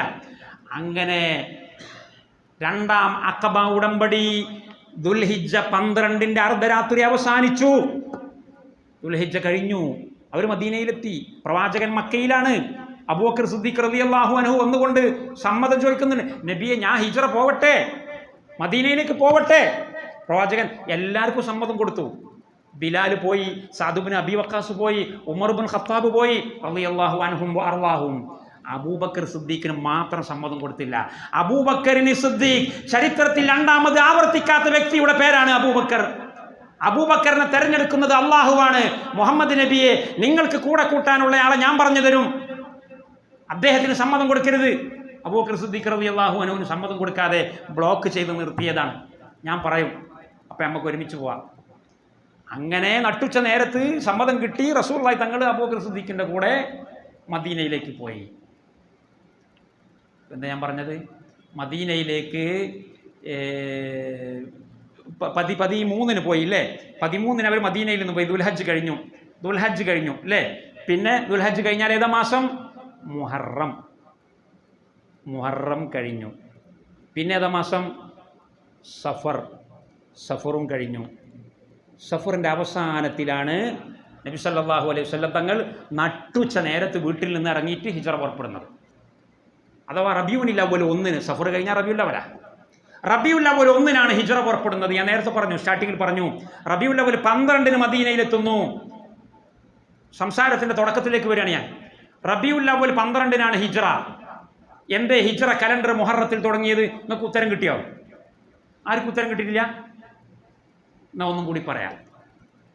ഈ ലോകത്തെ അട്ടിമറച്ച മഹത്തായ വിപ്ലവം റബീഉൽ അവ്വലിൽ നടക്കാനുള്ള ആലോചന, അതിൻ്റെ മുന്നൊരുക്കം നടന്നത് ഏത് മാസത്തിലാണ്? ദുൽഹിജ്ജ 13-ന് അല്ലേ? ദുൽഹിജ്ജ 13-ന് നടന്നിട്ടുള്ള 2ാം അഖബ ഉടമ്പടിയാണ് മദീനയിലേക്കുള്ള വഴി വെട്ടിയത് എങ്കിൽ ഹിജ്റയുടെ കാരണം, യഥാർത്ഥ കാരണം അഖബ ഉടമ്പടിയല്ലേ? അതുകൊണ്ട് അഖബ ഉടമ്പടിക്ക് ചരിത്രത്തിൽ സ്ഥാനം വേണം. ഖിയാമത്ത് നാൾ വരെയുള്ള ജനങ്ങൾ അഖബ ഉടമ്പടി മനഃപ്പാടമാക്കണം. അതിൽ പങ്കെടുത്തവരുടെ പേര് പഠിക്കണം. അതിലെ ഗണ്ണികകൾ ഏതൊക്കെയാണെന്ന് പഠിക്കണം. ഏത് സമയത്താണെന്ന് പഠിക്കണം. ദുൽഹിജ്ജ 13-നാണ്. ദുൽഹിജ്ജ 13-നാണെങ്കിൽ കലണ്ടറിൽ ദുൽഹിജ്ജ് എന്നല്ല തുടങ്ങേണ്ടത്. അത് പറ്റൂല. അത് മാസത്തിൻ്റെ പകുതിയായില്ലേ? മാസത്തിൻ്റെ പകുതി കൊണ്ട് കലണ്ടർ തുടങ്ങാൻ പറ്റൂല. എന്നാൽ പിന്നെ ദുൽഹിജ്ജ കഴിഞ്ഞിട്ടുള്ള ആദ്യത്തെ അമ്പിളി മുഹറത്തിൻ്റെ അമ്പിളിയാണ്. മുഹറം കൊണ്ട് കലണ്ടർ തുടങ്ങൂ. ഹിജ്റയാണ് കലണ്ടറിൻ്റെ പേരെങ്കിലും മുഹറത്തിൽ തുടങ്ങണം. കാരണം ഹിജ്റക്ക് വഴിവെച്ചിട്ടുള്ളത് ഈ കൂടിയാലോചനയാണ്. അതുകൊണ്ട് തന്നെയാണ് കലണ്ടറിൽ ഈ പേര് വന്നിട്ടുള്ളത്. അവർ മദീനയിൽ ചെന്നു. മിസ്അബ് ഇബ്നു ഉമൈറിൻ്റെ ദൗത്യം വിജയിച്ചു. മദീന മുഴുവനും കീഴടങ്ങി. ഞാൻ എൻ്റെ സംസാരം അവസാനിപ്പിക്കുകയാണ്. ഇന്നത്തെ മദീനയുടെ ക്രെഡിറ്റ്, കോടിക്കണക്കിന് ജനങ്ങൾ മദീനയിൽ മുസ്ലിമീങ്ങളായി മാറി ആ നഗരം ഇസ്ലാമിന് കീഴ്പ്പെട്ടതിൻ്റെ ക്രെഡിറ്റ് ഇസ്ലാമിൻ്റെ 1ാമത്തെ അംബാസഡർ മുസ്അബ് ഇബ്നു ഉമൈറിൻ്റെതാണ്. മക്കയുടെ പ്രാന്തപ്രദേശങ്ങളിലൂടെ ഇറങ്ങി നടക്കുമ്പോൾ നാട്ടുകാർ മുഴുവനും ആഗ്രഹിക്കുന്ന ചെറുപ്പക്കാരൻ, അതിസമ്പന്നനായ ചെറുപ്പക്കാരൻ, അതിസുന്ദരനായ ചെറുപ്പക്കാരൻ, നല്ലത് മാത്രം ഭക്ഷണം കഴിച്ച് ശീലമുള്ളവൻ, ആ മഹാനായ മനുഷ്യൻ എല്ലാം വലിച്ചെറിഞ്ഞുകൊണ്ട് ഹിജ്റയുടെ മുന്നൊരുക്കങ്ങളെല്ലാം ആസൂത്രണം ചെയ്തുകൊണ്ട് മദീന മുഴുവൻ മാറ്റിമറിച്ചുകൊണ്ട് ബദർ യുദ്ധത്തിൽ പങ്കെടുത്തു. ഹിജ്റയുടെ 2ാമത്തെ കൊല്ലം ബദർ യുദ്ധം, അതിൽ പങ്കെടുത്തു. ഹിജ്റയുടെ 3ാമത്തെ കൊല്ലം ഉഹദ് യുദ്ധം. ആ ഉഹദ് യുദ്ധത്തിൽ പതാക ആരുടെ കയ്യിൽ കൊടുക്കണം? അള്ളാഹുവിൻ്റെ റസൂൽ തീരുമാനിക്കുന്നു. ഉഹദ് യുദ്ധത്തിൻ്റെ പതാക കൊടുക്കേണ്ടത് ബനു അബ്ദുദ്ദാർ എന്ന് പറയുന്ന മക്കയിലെ ഖുറൈശി കുടുംബത്തിൽപ്പെട്ട ബനു അബ്ദുദ്ദാർ, അവരിൽപ്പെട്ട ഏറ്റവും പ്രമുഖനായ മുസാബിൻ്റെ കയ്യിലാണ് പതാക കൊടുക്കുന്നത്. മുസാബ് പതാകയുമേന്തി ഉഹദ് യുദ്ധത്തിന് നേതൃത്വം കൊടുത്തുകൊണ്ടിരിക്കുമ്പോൾ ചരിത്രം പറയുകയല്ല, ഞാൻ അവസാനിപ്പിക്കുകയാണ്. അദ്ദേഹത്തിൻ്റെ വലത്തെ കൈ വെട്ടിമുറിക്കപ്പെട്ടു. പതാക ഇടത്തെ കയ്യിൽ വാങ്ങി. ആ കൈയും ഛേദിക്കപ്പെട്ടു. പതാക 2 കൈയിൻ്റെ അവശേഷിക്കുന്ന ഭാഗങ്ങൾ കൊണ്ട് ബന്ധിപ്പിച്ച് പിടിച്ചുകൊണ്ട് അടർക്കളത്തിൽ പോരാടിക്കൊണ്ടിരിക്കുമ്പോൾ അദ്ദേഹത്തിൻ്റെ നെഞ്ചത്തേക്ക് തറച്ച ഒരു ആയുധം ഉള്ളിലൂടെ തുളച്ചു കയറി അദ്ദേഹം മുഖം കുത്തി നിലത്ത് വീഴുകയാണ്, രക്തസാക്ഷിയാവുകയാണ്. ഉഹദ് യുദ്ധത്തിൽ ഒരുപാട് രക്തസാക്ഷികളുണ്ട്. 2 രക്തസാക്ഷികളുടെ വിഷയത്തിലായിരുന്നു പ്രവാചകൻ ഏറ്റവും വിഷമിച്ചത്. ഒന്ന് മൂത്താപ്പയായ ഹംസത്ത് ബിൻ അബ്ദുൽ മുത്തലിബ്, മറ്റൊന്ന് Musab bin Umair. Musab bin ഉമൈറിനെ കാണുമ്പോൾ റസൂലുള്ള കരയും. കാരണം എത്ര നല്ല ചെറുപ്പക്കാരനായിരുന്നു, എത്ര കാണാൻ സൗന്ദര്യമുള്ളവനായിരുന്നു, എത്ര സുമുഖനായിരുന്നു, എത്ര പളപളപ്പിൽ ജീവിച്ചയാളായിരുന്നു. എൻ്റെ സംരക്ഷണത്തിന് വേണ്ടി വന്ന കാരണത്താൽ ഭക്ഷണം കിട്ടാതെ ഒഴിച്ചിട്ട് പോകുന്ന പാമ്പിൻ്റെ ശരീരം പോലെ ഹദീസിൽ കാണാം. പാമ്പ് ഒഴിച്ചിട്ട് കഴിഞ്ഞാൽ തടിയില്ലാതെ ശുഷ്കിച്ച ശരീരം പോലെ. ബദറിൻ്റെ ഉഹദിൻ്റെ രണാങ്കണത്തിൽ വീണ് കിടക്കുന്ന മുസ്അബ് ഇബ്നു ഉമൈർ റളിയല്ലാഹു അൻഹു, അദ്ദേഹത്തിൻ്റെ അടുത്ത് സഹാബികൾ വന്നു. കഫൻ ചെയ്യണ്ടേ? കഫൻ ചെയ്യാൻ വേണ്ടി നോക്കുമ്പോൾ ആകപ്പാടെ ഒരു തുണിയുടെ കഷ്ണമാണുള്ളത്. ആ തുണി കൊണ്ട് കാല് മൂടുമ്പോൾ മുഖം പുറത്തായി പോകുന്നു, മുഖം മൂടുമ്പോൾ കാല് പുറത്താകുന്നു. റസൂലുള്ളാഹിനോട് വിഷയം പറഞ്ഞു.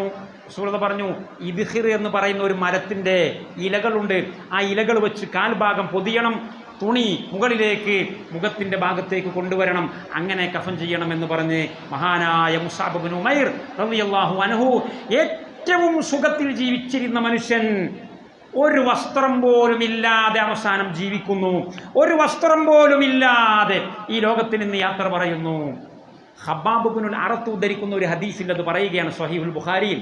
ഖബ്ബാബ് പറയാണ്, ഹാജർനാ മാ റസൂലില്ലാഹ് സല്ലല്ലാഹു അലൈഹി വസല്ലം നബ്തഗി വജ്ഹല്ലാഹി തആല വവജബ അജ്റുനാ അലല്ലാഹ്.